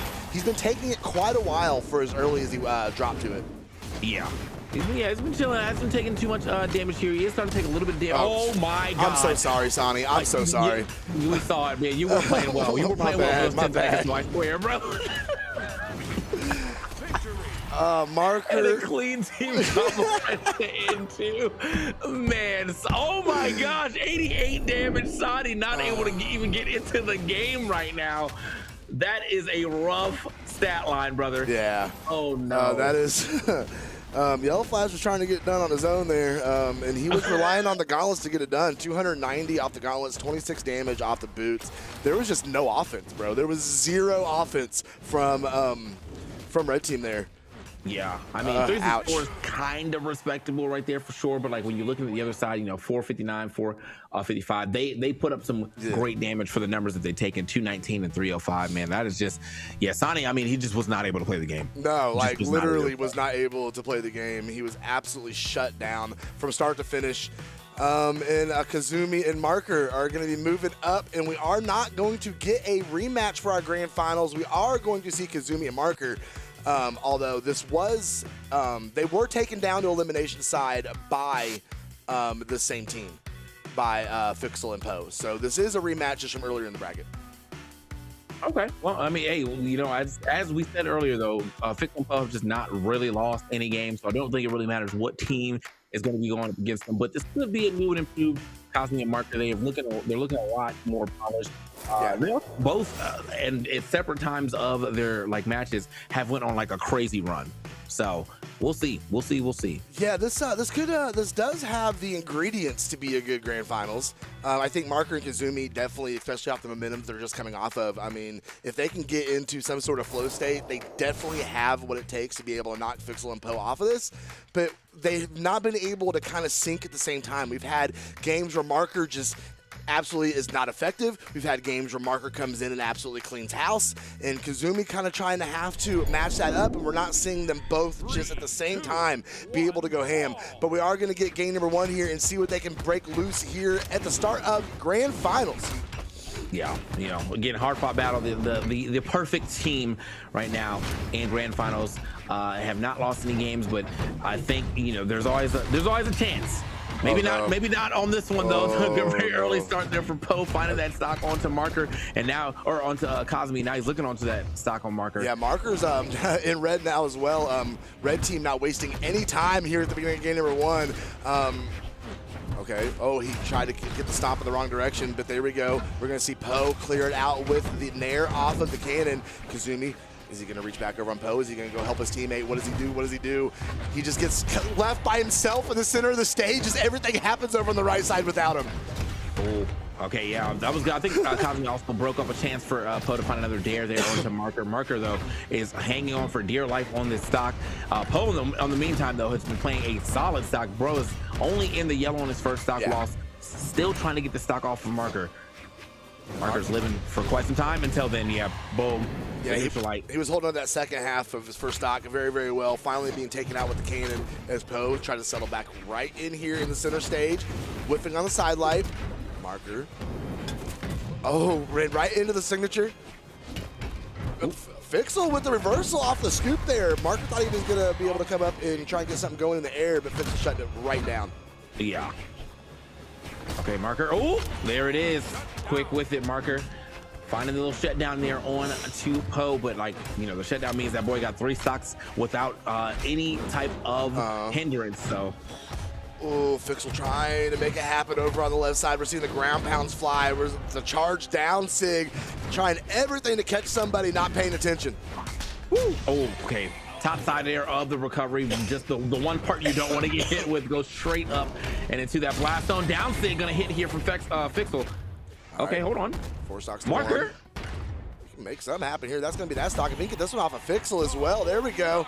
All right, this is actually doable. It's still a bad situation for Marker, but it's a lot better than it was 10 seconds ago. Absolutely. Okay, finds a hit. Wait, bro. Okay, Fixel is able to save his partner, but man, there's a little team mutiny happening there on the red side. We need to figure something out because Marker's being able to rack up some good damage here. Here we go. No punish off of that. Just a free hit for Marker. Okay, Fixel going to go ahead and punish that one. Weapon throw up. Misses on the nair. Marker taking it down with the down air on an arm. Fixel went for the scoop. That's going to do it. Yeah, put it right where he was gonna land too. Very good use of the down sig. But hey, man, gotta give it up to Marker though. That was some pretty impressive play. Oh yeah, for sure. There on that last stock. I mean, Bro was actually he really almost threatened to get that stock off of Poe if he was able to line up that ground pound. he did. Kazumi though was kind of the wild card there. Only 197 damage coming off of him that game, and that's a little unfortunate. So we're going to need to see Kazumi kind of step up. This is what I was talking about at the beginning of the set. Just we can only have one player at a time on this team making waves, and we need them both, especially against Fixel and Poe, as they are now 2 games away from being your Middle East champions. Yeah, Middle East champions with no opposition either, man. Like, not a single game dropped. That is a crazy way to get a W here for your champs, but we'll see. Still got to do it. We will see. They still got to do it. That would be an amazing accomplishment for this Fixel Poe team. But they got 2 more games to get done, and so far so good. It's looking real good on game number 2 as Poe holding it down, still in yellow, as though I say that Fixel being dropped in the knockout range is, they send both blue members off the side of the stage. Fixel catches the neutral on back over to the left. Kazumi unarmed, trying to get something here. As he finds a way back up, he does. Poe tries to go over and lock in on Marker, gives Kazumi a chance to pick up that axe. Oh, man, we are firing off right now. Okay. Nice. Okay, sends him packing right there with the Sair from the other side of the screen. Oh, wait, late weapon toss. Doesn't hit Cosme, but does manage to make it back. Fixel coming through with the Sair. Not enough. Nice. That was a nice dare off Poe from the right side. Marker going to get the better of it though, as the Nair is going to go up. That is going to send Marker off his stock as well, as we're getting a little bit of reset on blue team here. Oh. Okay. Sent up and not sent out just yet. Okay, Marker. Yeah, definitely trying to put a little pressure here onto Fixel. Fixel though going to find himself a quick side light, down light as well. Finds it again. Big damage. Add up some decent damage here, yeah. Poe still on his first stock. Holding on to it, still being allowed to rack up damage, but Marker is going to go ahead and boot him off the top. Kazumi tried to get the follow-up, but was just a little short on it. Fixel. Ooh, big ground pound. Yeah, they collided on him right there. I think you hit the recovery and the ground pound all at once, so definitely very necessary to go ahead and get that stock off of Fixel. Fixel now down to his last stock, but they could get the stock off of Cosme and even this up. And as I say it is happening, the quick reverse neutral sig drags him to his demise. I do want to point out, though, the game state was in favor of blue team there for a hot minute. They are definitely warming up here in game number 2. A much more convincing performance, at least, between blue team. But they're running out of time, especially if they cannot make this one happen. Marker going deep with the ground pound. Poe retreating back over on stage, catches the D-light side, the gravity cancel side light, but no follow-up off of it. Okay. Movement. Poe right here. Definitely trying to find his hits. That does find. Okay, he's finding quite a bit of hits on everybody here. Poe trying to get a double side light, waiting for that dodge from Marker. They've almost got Marker on his final stock. Fixel needs to be very, very careful. He does not want to put Poe into a 2v1 situation. Ooh, as he slide charged all the way off, and Marker was not close enough to make the punish, but Fixel, you need to get back up on stage. Sweat beads are out. There goes the Nair. Kazumi finds his way back down. Uses the soft platform to go ahead and reset. Poe catches the landing. Wait a second. Here's some more damage. The dare against Marker. Can he get some more? The Nair's going to pop him up. Marker weapon throw out. Gets the cannon back in hand. Can he find anything? Just some more damage from Poe. Dude, Fixel's playing the perfect runaway game right now, man. He is avoiding literally any and everything. Now he's stuck over here on the left side by himself. Does take a recovery, but is unarmed, so he does get to live one more time. I know he wants to get this hit on Cosme, though. He's looking for this hit on Cosme. It doesn't really matter who gets the hit now, though. Everybody's in the red, and I think even if he loses stock, he's done what he needed to do. He allowed all this damage to hit, so first stock gonna drop here from Cosme. Marker is gonna lose it to Fixel. So just living forever on that last stock. I mean, he was on it in that specific area for like 90 seconds straight, bro. You're actually right. I'm looking at the graph now. That was chonky, bro. It was chonky. 780 damage from Poe. Holy hell, that's a lot of damage. Yeah. Great performance in a twos match. I don't care who you are. Fixel coming in with the 373. Great support, but that was the Poe show, bro. Yeah, that was a post. I mean, also Marker, I mean, respectable, like 500 something damage, so he definitely was holding it down for his team. But yeah, the way that Poe was playing, yeah, I think he's trying to get over and done with on this here Winter Champs doubles. Oh man, I got bruises after that one. That is crazy. All right, so it comes down to this. This is a big moment for Fixel and Poe. Being able to win a Winter Championship 2v2s without dropping a single game in the entire tournament. If they win this one here, they have done it. This is definitely possible, guys. Fixel swapping over out of the Taros and onto the Wushang. Okay. Okay. All right. Hey, man, you know, maybe thought that last game was too close. Let me try something different. Like, he was on his last stock, which last stock, and also just one hit away from actually losing it. So I mean, as long as Poe stays on the Amethyst, I don't care. Yeah. I just Marker absolutely deleting Fixel. Wait a second. That's a good opportunity. This is the best chance they have had all set long to be able to put one up against this red team. And it was an early breakout mode for Marker. Post sitting down. Keep cooking, Marker. Keep going. Okay. Fixel able to find himself a neutral layer to go ahead and live. But yeah, no. Currently, Marker is looking good. He's got they got the first kind of real lead here on to Poe and Fixel. The key is not let Poe have another 780 damage game. Okay, bro is swing. He is looking for these sidelights right now. So locked in on the cannon, looking fantastic. Fixel gonna go ahead and confirm off the top, and just like that, red team has got this back even and looking very nice. Marker, he's like, I just got to do it again. I just got to do it again. Two more gimps off the left side. Can he find it? Nobody's going to go over there with him. Fixel does. What are you doing, Fixel? I told you what he was doing. I told you what he was doing. And Fixel, though, makes it back barely with the pogo against Marker. Okay, yeah, but this is still looking quite rough for Fixel, man. He has been getting kind of beat up here in this grand finals. It's really been the post show, as you said. Fixel's got to step it back up. I know the swap over here hasn't been super fruitful, hasn't been super detrimental either, but okay, bro, gets the dodge out. If he would have held a little bit, though, I think he would have got hit. Poe's over here getting kind of bodied by Marker. Oh, no, the double. Bro, Marker's insane. Marker's insane. I mean, is it enough to get the set? I don't know, but Marker said at the very least, I am denying the perfect tournament. It's not happening on my watch. You guys can't see TK's face right now. His eyes are about bugging out of his head right now, trying to comprehend what is going on his screen. And they got to play this one so close to the chest. Now, they are going to get that stock off of Cosme with the Sayer. If they can get the stock off of Marker, this definitely looks like a much closer game than what we were seeing. But Marker just has these moments of greatness just exploding and getting multiple double, two stock takes. This is crazy. Actually crazy. He just comes out and he's like, I'm going to be him for a minute. Just everybody just kind of sit here and watch. Keep things interesting, but Fixel down to knockout range, and we saw what he was able to do in the situation in just the game right before this.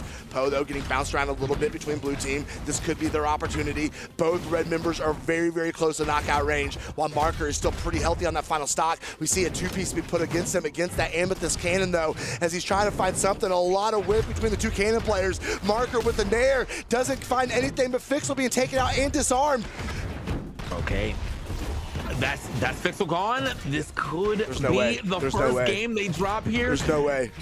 Poe, though, still cooking. The cannon is locked in and alive. Marker, though, the edge guard, front position. He's pretty healthy. Can he find it?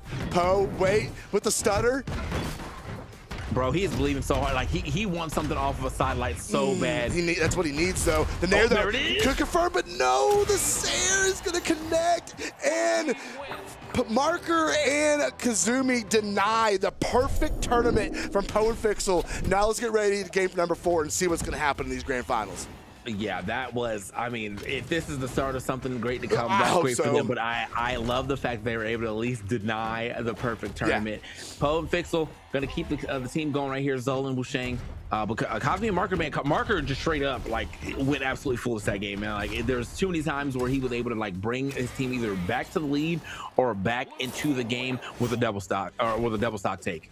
He knocked out so many people off the bottom of this map last game. It was insane. Ground pound after ground pound after ground pound, finding success and, like we said, denying that perfect tournament from Poe and Fixel. Now Poe and Fixel want to settle down. They just need one more to secure their dub, while of course Marker and Kazumi will need 2 wins here and then 3 more wins after they reset the bracket.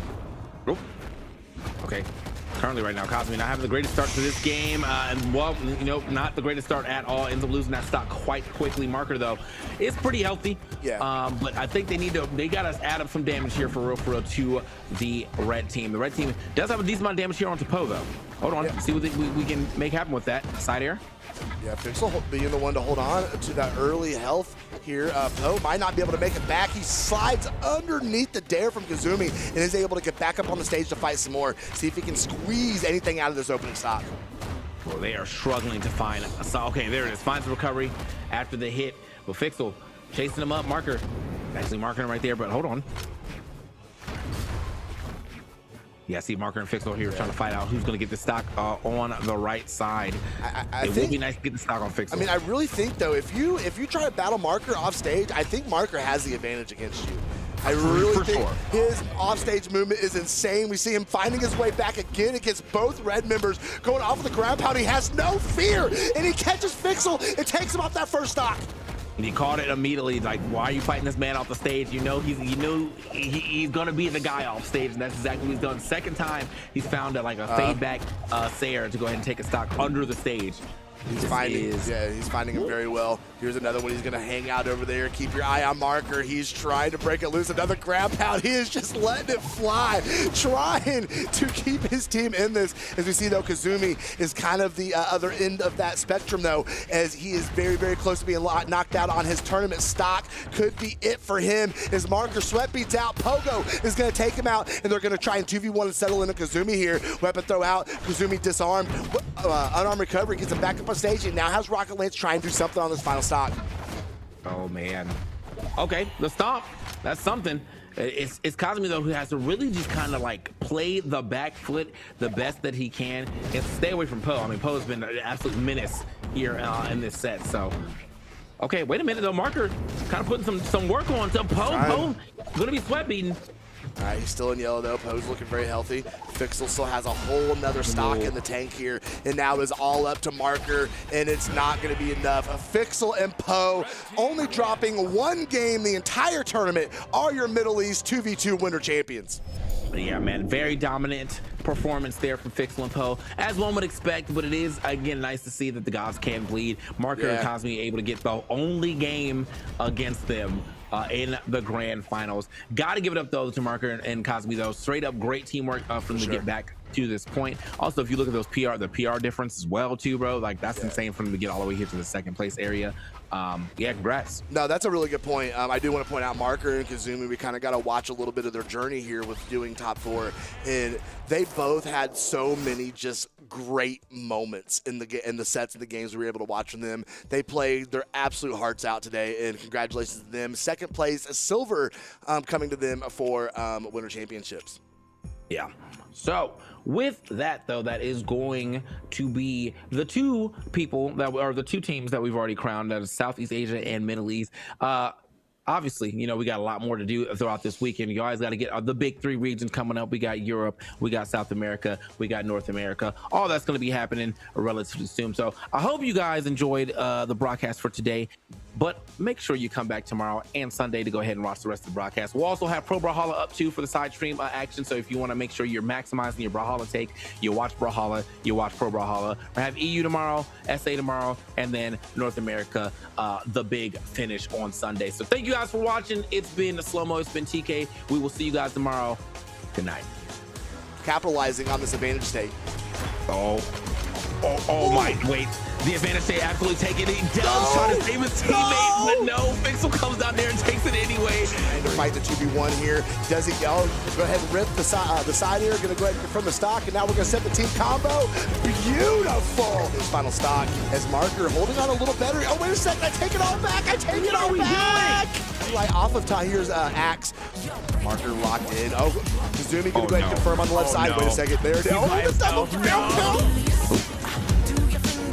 What a grab count off the cannon. And he's going to follow up and get both of them. He does. Marker with a double knock. He's on the amethyst. I don't care. Marker. Absolutely delicious. He's on the amethyst. I don't care. Marker.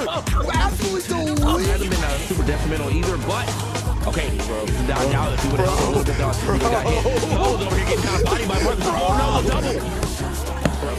Very healthy. Pixel still has a whole nother stock in the tank here, and now is all up to Marker, and it's not going to be enough. Pixel and Poe only dropping one game the entire tournament are your Middle East 2v2 winter champions.